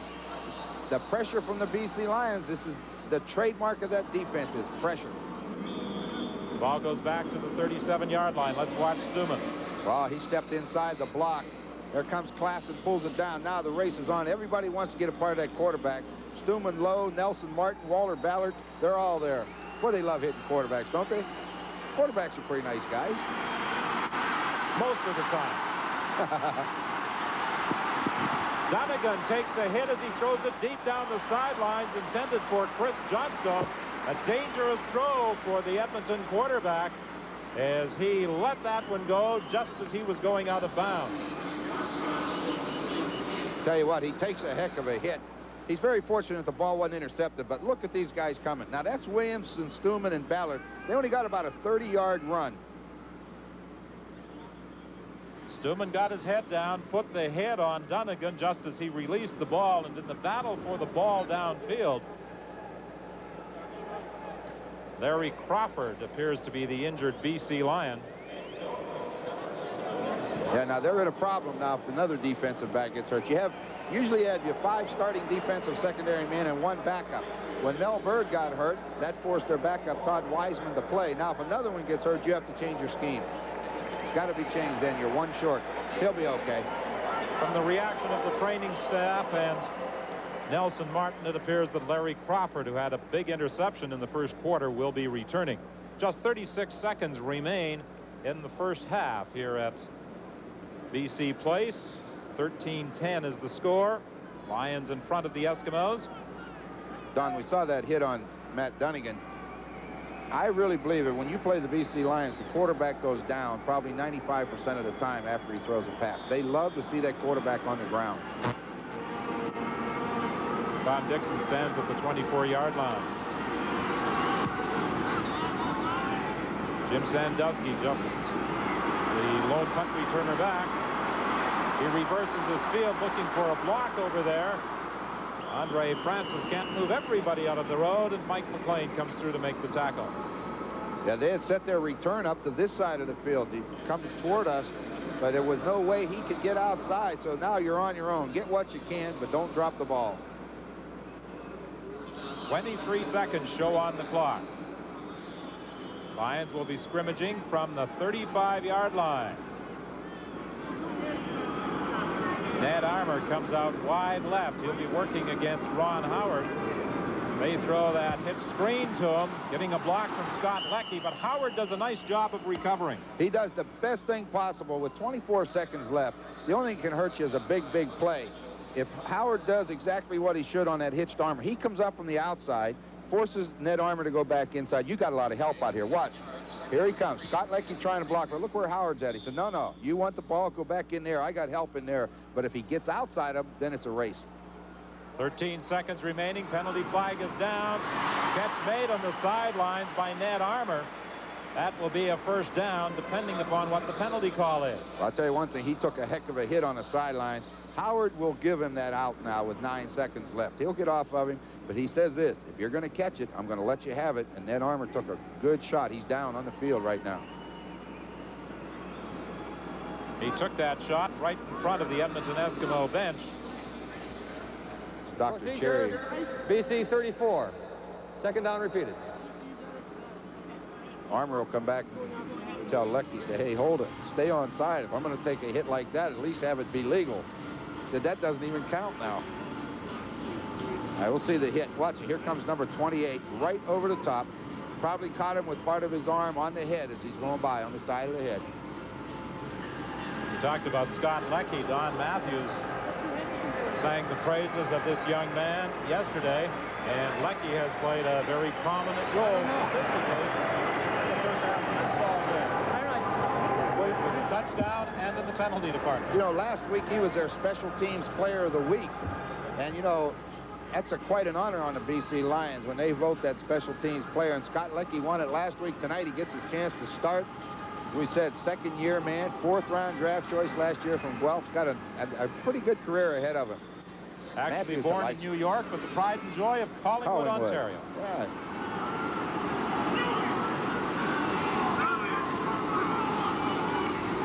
Draw play on second down. No, the fake on the draw, and the pass on the sidelines nowhere near a receiver, and Roy DeWalt took a hit from Stuart Hill. Yeah, he's limping a little bit when he got up, and DeWalt did a very smart thing there. That's a trick play. They read everybody running a draw, and he kept it on his hip, and they was hoping to fool the Edmonton secondary, and they didn't. And DeWalt threw the ball to Don Matthews over there. He was wide open. He says, here, coach, it's better than an interception. But Stuart Hill was there to pretty good hit on him. Well, Henry Williams will get one more opportunity in the first half to perform his specialty. 2 brilliant punt returns in the first game of the season. That 54-16 triumph over the Calgary Stampeders. One for 71 yards, another for 91 yards. I think Bisaglia is going to kick this right over here to the Edmonton bench. Because with 2 seconds, it really doesn't matter. One man short. Who's missing out there? Time count violation. BC number 5. Todd Wiseman, it looks like, the end man over here. Well, Scott Leckie usually plays the left end. He wasn't there. Now, if you're not in there, the backup should be. Well, here comes Leckie. Now they're one too many, right? Yeah, Nastasiak's out there. They were too short. Lou Bisaglia decided he wasn't going to have anybody center that ball. Playing 10 against 12, and Bisaglia is not going to kick it. He is simply going to run it out of bounds and take the final 2 seconds off the clock and prevent any opportunity of a run back by the Eskimos. 13-10, the Lions lead at half.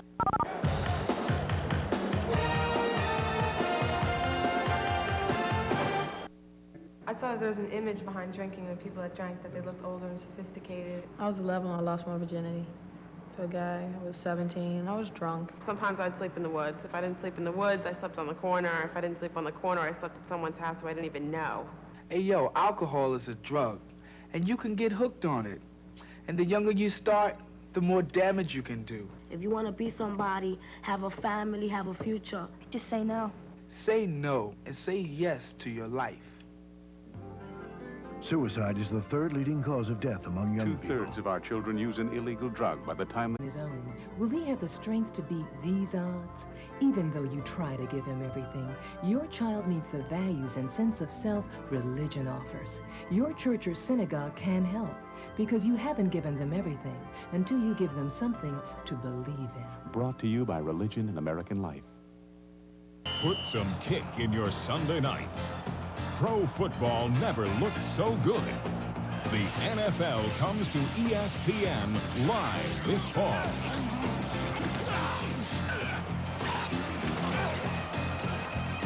Cable TV is your ticket to the NFL when the Chicago Bears tackle the Miami Dolphins. Sunday, August 16th. The NFL live on ESPN.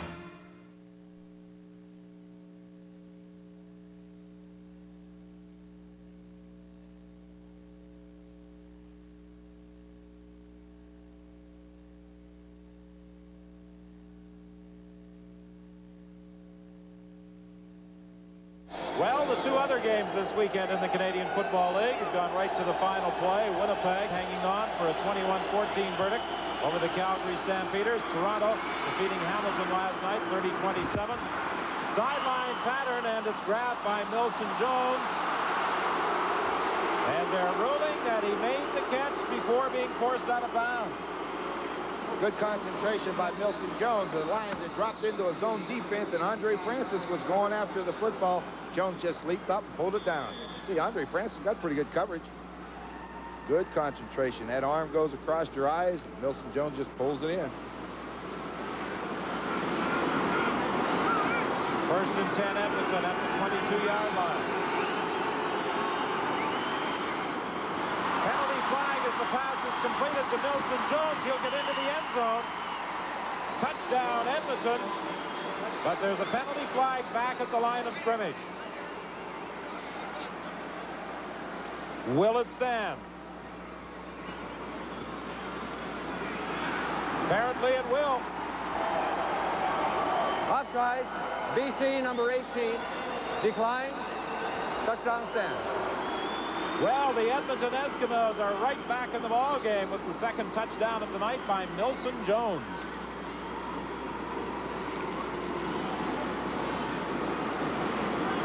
Dunnigan just dropped straight back. Stuman come on a good pass rush outside, but there he is, all alone outside. And once again, Brian Kelly just stands in there and shields him. Said if he has to run through me, he can't make the tackle. Point after by Tom Dixon. And the Edmonton Eskimos, with 8:40 remaining in the game, have drawn to within 5. We'll be back with the Edmonton kickoff in a moment.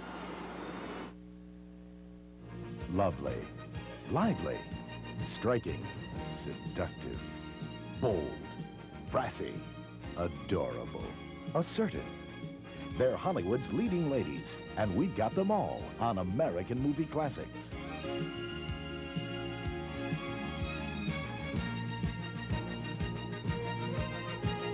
American Movie Classics, because a leading lady's place is in your home. In our country, where physical illness gets the most advanced medical treatment, a disease that affects 35 million Americans goes virtually untreated. Why don't you just get up and pull yourself together? Snap out of it. The disease is mental illness, a disease that's often misunderstood, so its victims wind up neglected, isolated. There is nothing more I can do for you. But mental illness can be treated once you learn to see the sickness. For an informative booklet, call the American Mental Health Fund.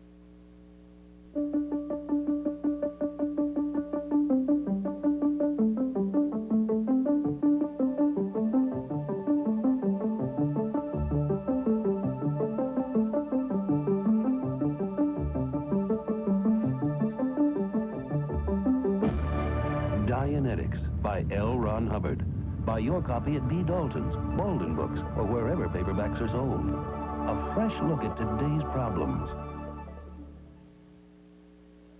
Fuss with shampoo and conditioner? Who needs it? I want to wash my hair and go. And now I can, with new Pert Plus. Complete shampoo plus complete conditioner in one bottle. Pert Plus leaves my hair clean, conditioned, and looking terrific. Before, to get results this good, I used shampoo and conditioner. No more. Now, with Pert Plus, I just wash and go. New Pert Plus, shampoo plus complete conditioner in one. It's the Summer Championship Series for action. The Pro Bowlers Summer Tour, live every Wednesday night, only on ESPN. Exciting strikes, agonizing misses, colorful characters. Every week, 5 of the world's best bowlers compete in championship round action. Watch the Pro Bowlers Summer Tour every Wednesday night, live on ESPN.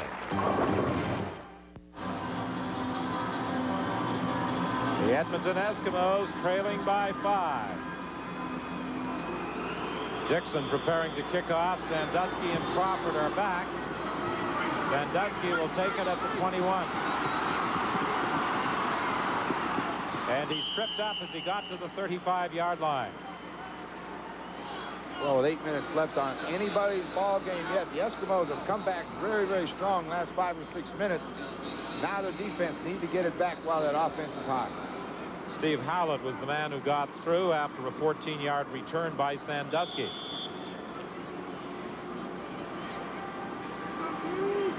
These are the two teams that most people feel will battle for the Western Division pennant. Well, the Calgary Stampeders and Saskatchewan Roughriders feel that they will have something to say about who the #1 team will be. Screen pass to John Henry White. He's got a convoy. Pretty well executed screen pass. I mean, they faked the sweep and they pulled the lineman with them. Jim Mills coming around the right side and they screen back the other way. Watch John Henry. Comes in, makes his block, holds it. Now he releases and escapes. You see Dan Hurley, number 55, Ian Sinclair, get out in front of him. That's a well-executed play. Cliff Toney did a good job of coming through to make contact along with Ron Howard. It's a first down, but it could have been more at the 45-yard line. Deep down the sidelines, incomplete. Ned Armour, the intended receiver. That's the 3rd time in the game they've run that similar pattern against Ron Howard. Well, I think they just feel with Ned Armour's speed, he is faster than Howard. They've been tested him, but he may be pulling away from him at the end, but he has stayed with him a long way. He's stride for stride. Defensive back wants to be on the inside hip of that receiver. Then the only thing that beats him is the perfect throw. Anything else you can maybe get your hand on. 2nd and 10 for the Lions at the 45. 7:27 remaining in the game. 23-18 is the score. BC leading Edmonton.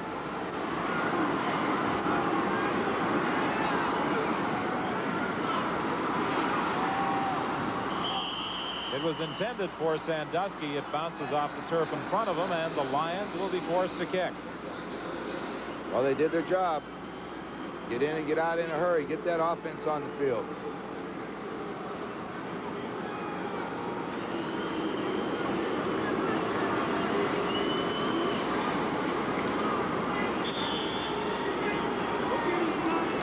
The Lions winning their only 2 starts.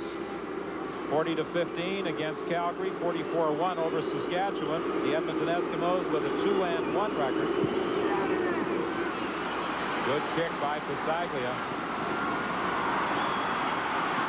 Williams down the sideline. He actually outruns his blockers. He made a lot out of nothing. He didn't have the greatest blocking over there, but he's so quick. He almost broke it.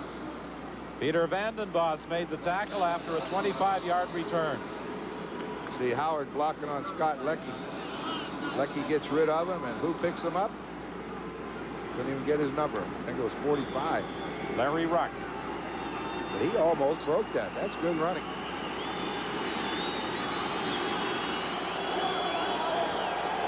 Williams, of course, feels that he should return every punt for a touchdown.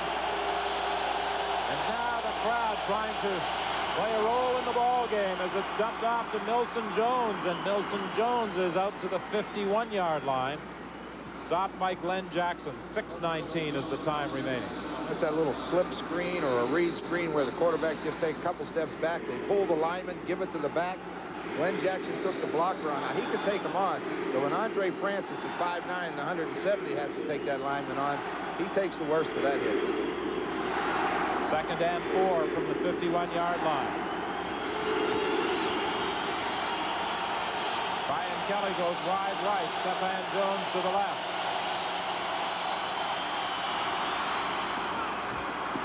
Off the fingertips of Tom Richards, incomplete. I don't think Richards was expecting that to get through there. It surprised him. So with 5:44 left in the game, the Eskimos are forced to kick, and following the game, we will be selecting the Canada Lease MVP.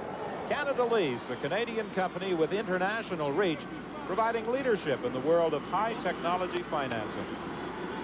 Well, we picked this most valuable player, Don. Right now, it's pretty tough choices. Quite a few guys. There are a number of candidates on both sides of the ball on both teams.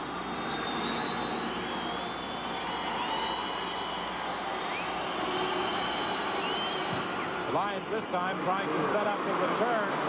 Dixon really hammers one, and it takes the bounce at the goal line and back into the field of play, and then rolls out of bounds at the 4-yard line. Ideal kick.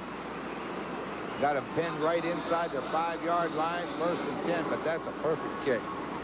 56 yards off the foot of Tom Dixon. It looked as though it might bounce into the end zone initially for a single point. Unfortunately for the Eskimos, it rolled back into the field of play, and now the Lions are at their own 4 with 5:19 left. Yeah, with a 23-18 deficit facing the Eskimos, they didn't need the point. This is much better for their defense to operate. They get to pin those ears back and go now. The official attendance has just been announced at 43,722. DeWalt going deep down the sidelines looking for Armour. It's incomplete. Cliff Toney came over to help Howard with coverage that time. Well, when your job in a zone defense is to be deeper than the deepest receiver, Cliff Toney was perfect. He was a step or so ahead of Armour all the way down the field. There was no chance of completing that one.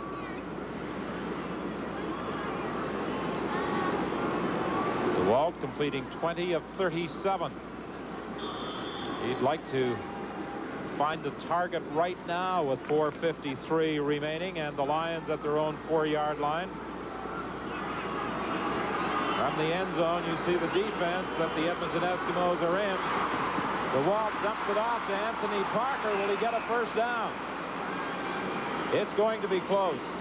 Stopped by Ron Howard. Well, he was fighting for that yardage, and Ron Howard and Larry Ruck were really fighting to push him back.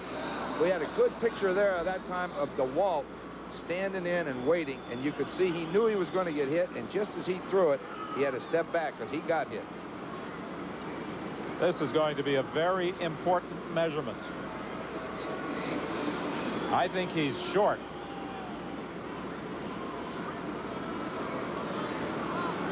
And if he is, it will be decision time for Don Matthews. That's how much they are short of a first down. Go get it. 2 inches. See how far exactly it is. Matthews sends in the short yardage offense with 4:30 left in the game. 23-18, the Lions lead.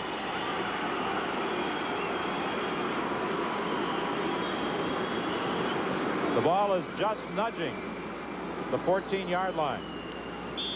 They have to get it just beyond the 14.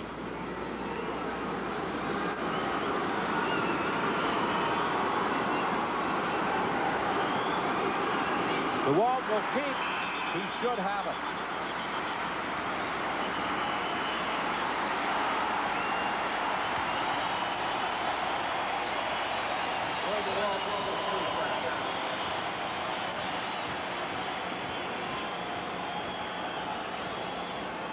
A couple of the Eskimos protesting that they really didn't like the spotting of that football, but to no avail.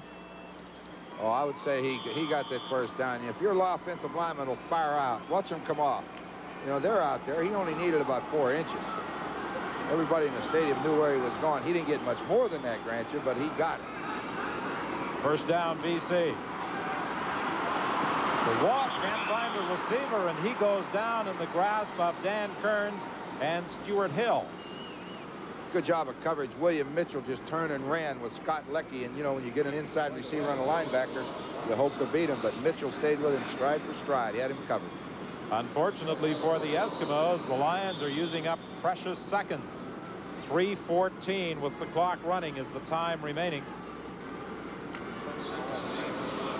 Don Matthews coming out of high school in Portland to join the Edmonton Eskimo coaching staff. He was a high school coach in Portland before helping the Eskimos to that string of Grey Cup successes.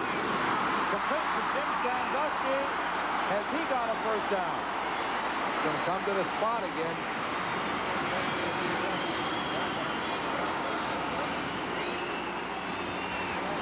Well, they will hear it, and we'll let you know of the decision when we return. I sat in my apartment and turned on the gas. I was crazy from cocaine. I couldn't live without it. That wasn't me. It was somebody else.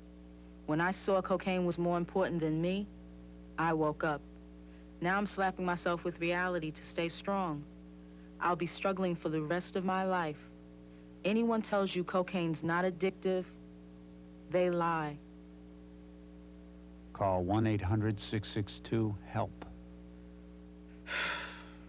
The very little. This is what it's like to be functionally illiterate. There are 27 million Americans like this who need your help. Volunteer at this number. The only degree you need is a degree of caring. I think I can. Your face takes enough abuse, so Gillette introduces the new Good News Plus disposable. Its Luber Smooth strip is designed to reduce irritation, so shaving feels so good. New Good News Plus. This is where champions begin. Ladies and gentlemen, Mike Tyson, Terrence Ali, Ray Boom Boom Mancini. Superstars who forge steel nerves and iron punches on ESPN's top-ranked boxing. Kenny Bang Bang Bogner takes on Ramo DiCarlo in the junior welterweight main event. Top-ranked boxing puts you in the ring where champions are made on ESPN. Well, the measurement did reveal that the BC Lions had another first down out at the 25-yard line. 2:50 the time remaining, the clock running. The Eskimos desperately trying to force the Lions to kick that ball away. The Wall completes the pass with John Pancratz out at the 35-yard line, close to another first down. You don't get any better coverage on a receiver than the Eskimos had right there. That was just a well-thrown football. The receiver, Pancratz, beat the defensive back, turned to the inside, and there was a linebacker there, and that ball somehow found its way into Pankratz's stomach. With 4:40 remaining, the Eskimos got away a tremendous kick by Tom Dixon, pinning the Lions back at their own 4-yard line, but they've been able to move it out to the 35 and a first down. Looking for Sandusky deep down the sidelines. It was out of bounds. Good coverage by Ron Howard. Sandusky had him, too. He ran it down and out to the sidelines, and when he got to the sideline, he turned around and hesitated a second, and when Howard looked back to see if the ball was coming, he took off, and he got behind him. It was just thrown out of bounds. It was 7-6 after 15 minutes of play. The Lions scored the lone touchdown of the second quarter to take a 13-10 halftime lead. They got another touchdown in the third on that punt return by Jim Sandusky, and then a Milson Jones touchdown in the fourth quarter has moved the Eskimos to within 5. Armour on the receiving end of the throw. He breaks the tackle. He got away from Stanley Blair and gets the first down. Well, that was one of those crucial plays in a football game. 2nd and 10, 2 minutes left. You need the ball. Armour makes a great individual effort. He's stopped by Stanley Blair, and he just runs out of his arms and gets a first down. Watch him. Blair knows where it's going. He gets around it. Now he comes up. Okay, I'll give you 5 yards, but I'm going to make the tackle and force you to kick it. Armour just runs out of his arms, gets that first down, and gets out of bounds. 1st and 10. The Lions at their own 51-yard line. 1:58 is the time remaining. Armour lines up wide to the right. The Walt dumped that one off just in time. Now, when you run a play-action pass into the sidelines, you have a back, John Henry White or Parker, to pick up the linebacker. But they came with a halfback blitz, and Don Wilson, number 20, was in DeWalt's face right now, and DeWalt did the smart thing, get rid of it. Has there been another coach in pro football who has been the head coach of 2 different teams in the same year? I'll tell you what, if there is, we talked about this all day, and I didn't come up with any names.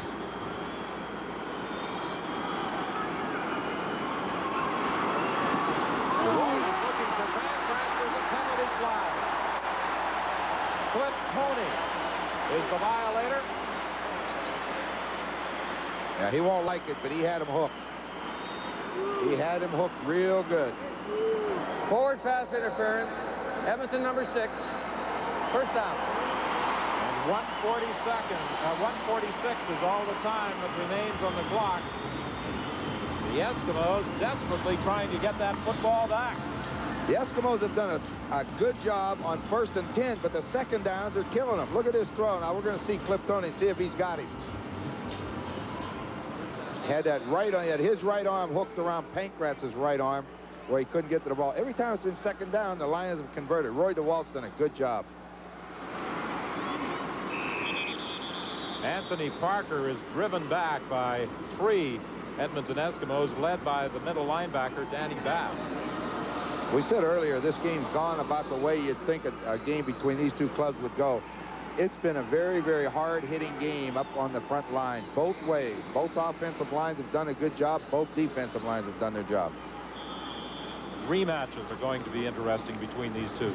Oh, yeah, when these 2 play, you can't help but get a little bit excited because they know just what's on the line come later down the road, and they can say they're not thinking about it, but they are. 2nd and 8 from the 49. Deep for Parker. He's got it.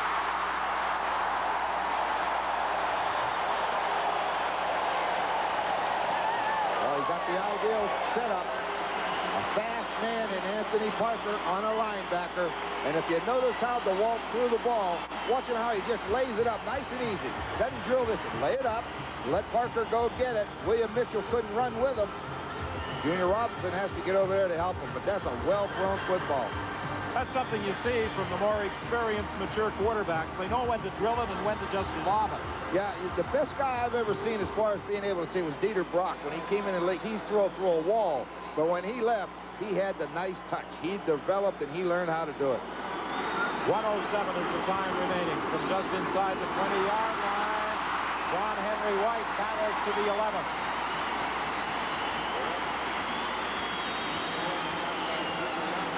Boy, DeWalt has done what a coach wants a quarterback to do. He got that ball on his own 4-yard line, and he has just killed this clock. They're down to 1:01. They got a 2nd down and 2. If he converts this first down, he can watch that clock go right on out. Excellent. This is the type of march that has to really please a coach. Oh, yeah. I mean, you got a 5-point lead. You can't afford to give them the ball because a touchdown beats you, and DeWalt has done it for them. 2nd down to Anthony Parker. He'll get the first down with 40 seconds remaining. You know, they've had some pretty good running backs in this BC Lion team, but John Henry White and this guy Anthony Parker is about as good as I've seen because the Parker is big. A very effective combination.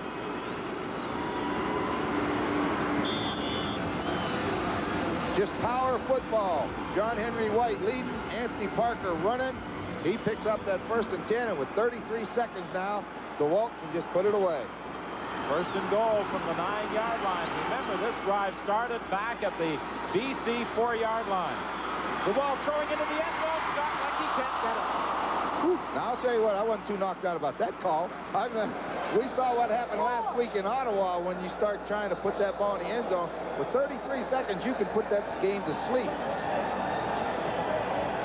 Scott Leckie injured on the play as he extended himself, reaching for that Roy DeWalt throw.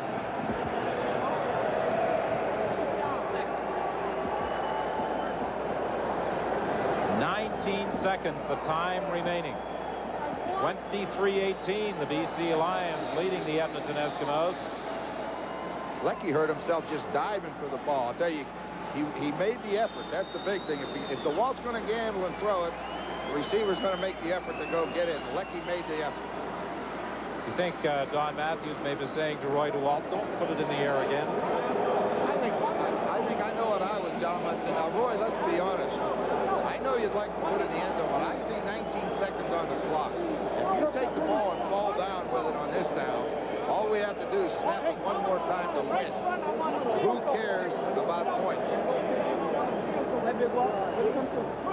Well, a field goal would also make it an 8-point football game if the Edmonton Eskimos call a timeout in the final 19 seconds. Well, they'll call a timeout. I really believe they will.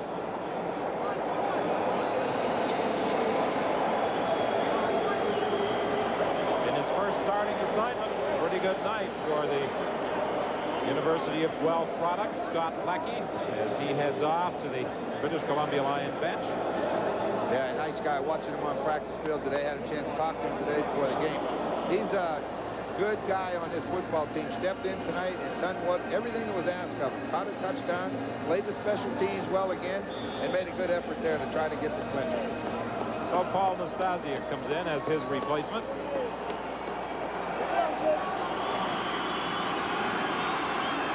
The clock does not start until the ball is snapped.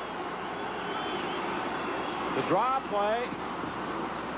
Parker continues fighting and gets down to about the 6-yard line.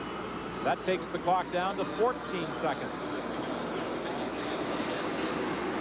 There are also penalty flags on the play.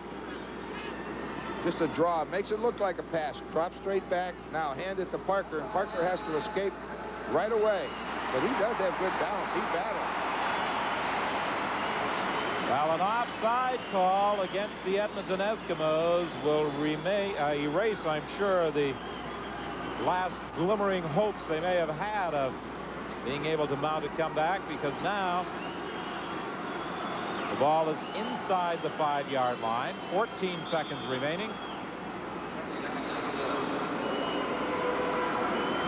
Well, if you accept the penalty, the clock don't start until the snap of the ball, so there's 14 seconds left. See what they do with this one.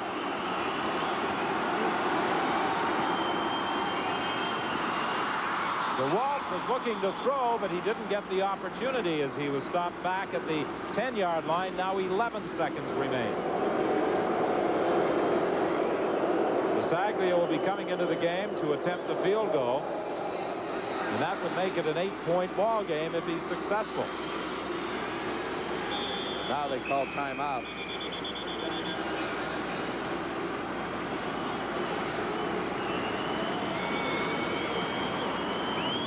The clock is stopped now at 9 seconds.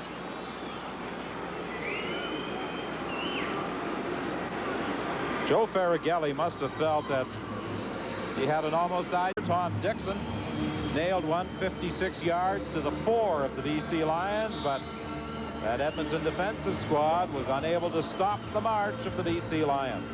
Yeah, the Edmonton defense played really well late third quarter, early fourth quarter. The Eskimos finally put it in the end zone. Seemed like momentum was coming their way, and as you say, the great punt. But then Roy DeWalt did what Don Matthews would just love to see. Just took him on about a 100-yard march, killed off the time, 9 seconds. The only hope is a blocked field goal. Let's see what happens. No way. And Bisaglia puts it through with 6 seconds remaining. The BC Lions lead by 8. 26-18 is the score. Well, they're going to take the ball on the 35. Dunnigan's in the ball game. Williams is in the ball game. I believe Williams is going to take off and go. Let's see what happens.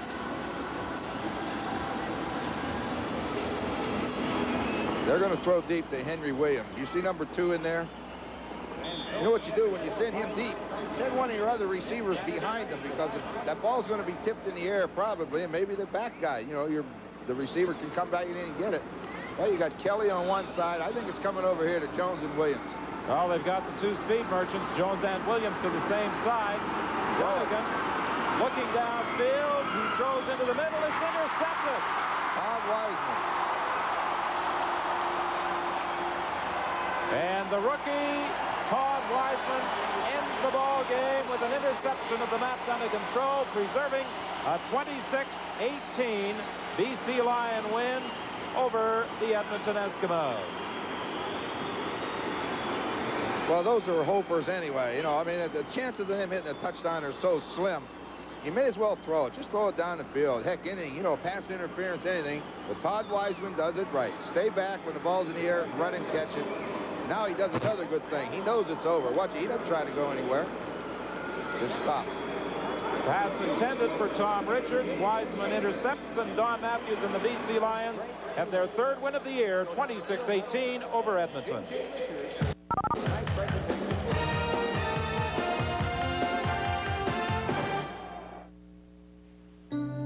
Oh, isn't she special, Bob? Look at those eyes. Congratulations, Bob.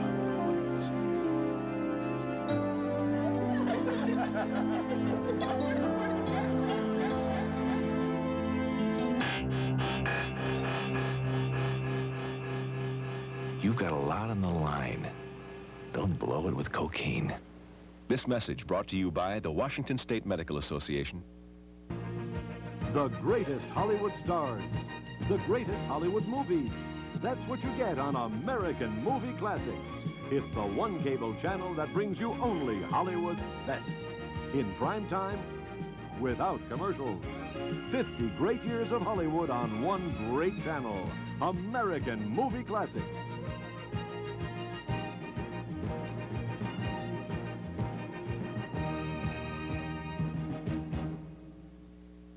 How far do your kids have to go when they need information in a hurry? I better get to the library before it closes. If he only had the new Encyclopedia Britannica at home, he wouldn't have to go through all this. He could be learning right now about science, art, medicine. A 2-volume index makes subjects easy to find, and thousands of illustrations bring them to life. The new Encyclopedia Britannica. It's your key to the information age. But they can't use it if they can't get to it. Call this toll-free number for a free booklet on Britannica. Plus, receive your first copy of Britannica World Data Annual. It's free from Britannica Home Library Service when you acquire Britannica. Preview Britannica and receive free this 3-volume desk reference set. Call 1-800-554-9000 for your free booklet and details on how you can receive your desk reference set. Encyclopedia Britannica, the library that never closes. This is ESPN, the Total Sports Network.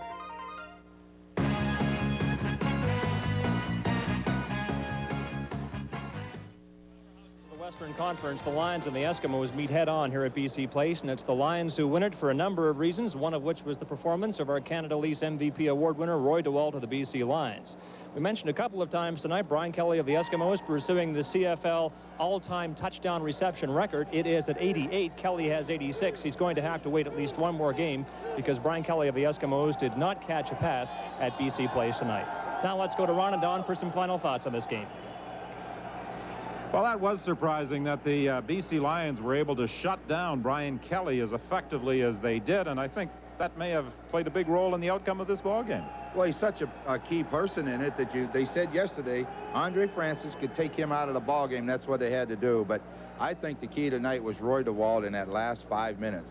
He played as well as anybody I've seen. You want ball control in the final few minutes of a ball game, and Roy DeWalt certainly provided the Lions with that in their 8-point victory, 26-18. Now let's go down to Scott Oak. All right, Don, and once again, the final score tonight at BC Place, the Lions 26, the Eskimos 18. So the Eskimos fall to 2-2, while the Lions still comfortably in first place at 3-0. A week tonight, the CFL brings you Saturday Night Football from BC Place, Ottawa, here to play the Lions. title back at the end of the 78-79 season, got together for the first time since that season tonight, and I'll tell you, it was like old times. You remember all the excitement in 1979 when the Sonics defeated the Washington Bullets to win the NBA title? It's a moment Sonic fans and players will never forget. Well, just how much fun it was and how loose the team was and how we all kidded each other a lot. And, you know, we had a great time and, you know, we won the championship. They'll never take it away from you. Never can. Forward Lonnie Shelton is one of 11 Sonics in that team that were honored tonight, and the strong Shelton can still pull an elevator door open. They were all headed for the grand ballroom of the Sheraton, where a full house welcomed them back to Seattle. Guard Dennis Johnson, now with the Boston Celtics, was all smiles tonight. And how about the guy they call the Wizard, Gus Williams, who is now playing in Atlanta? He was excited to be a part of this celebration. I tell you, however long it's been, it's still the same. It's like I never left. These guys, right now, you can hear them in the background giving me a hard time, but it's a great situation. See if you can remember them. On the left, Joe Hassett, Dick Snyder, Lonnie Shelton, Gus, and Fred Brown. And at the far table, Jack Sikma, DJ, Wally Walker, Tom Lagarde, and Dennis Autry. Only Paul Silas was missing. Meanwhile, at the Kingdome, the parking lot was full of backboards and baskets tonight, with the first 3-on-3 tournament for all shapes and sizes scheduled for tomorrow and Sunday. And a number of players, including yours truly, just couldn't wait until tomorrow. Over 400 have signed up for the affair that's being put together by Union Bay Sportswear. 4 straight wins. The Edmonton Eskimos scored on 2 Dunnigan bombs and went on to a 42-28 victory. Edmonton improving their record now to 3-2. 7-0 on kicking points, and then Matt Dunnigan went to work for Edmonton. Watch him toss this one 45 yards to Brian Kelly. For Kelly, this is a routine catch with a blue bomber all over him. Then Dunnigan goes in to score a touchdown, tied the score at 7-7. They would not be headed after that. Stanley Blair, though, will go right here, an interception of Tom Clements, 69 yards for Edmonton, and Edmonton had a startling 14-7 lead. He's also thrown a lot of interceptions. They haven't done this lately, but they did it tonight. Then Matt Dunnigan, 89 yards. Watch this touchdown going deep, deep, and it's Stephen Jones, and he's gone. 21-7 Edmonton. What a play this was, going deep with that rainbow catch. This is Ken Wyvie, rookie for Winnipeg, returning a kickoff. He'll go all the way, 92 yards. This is CFL excitement all the way, and that would make the score 21-14 Edmonton. This is big play football. This is now in the second half. Tom Clements, like magic, goes to Jeff Boyd. Some kind of catch there between interceptors who didn't intercept. Clements then will go to James Murphy, and Murphy in the end zone. It was 28-21 Eskimos. They would come back. This receiver is Tom Richards, who was born in Brantford. He goes all the way 72 yards from Dunnigan, 35-21 Eskimos. They're playing beanball with this football. Here's a big run. Willard Reeves, whack, near the end of the game, and will win the next play, the last play in a scoring sense, 42-28 Eskimos. Early in the first quarter, Tom Burgess has his pass picked off by Alvin Bailey. Takes it 34 yards to pay dirt, 10-0 Hamilton. Leading 10-1 later in the quarter, Terry Baker punting for the Roughies. He punts to the wrong guy. In this case, Earl Winfield bobbles it a bit, but then he takes off, and I mean, he takes off, picks up a convoy of blockers here, cuts back, couple of great moves. He will go 71 yards for the major, breaks a tackle there. He also added 7 receptions for 99 yards as Hamilton led 17-1. Late second quarter, now 52 seconds left. Riders cap off the best drive of the game. Walter Bender with the first offensive touchdown. It was 17-8.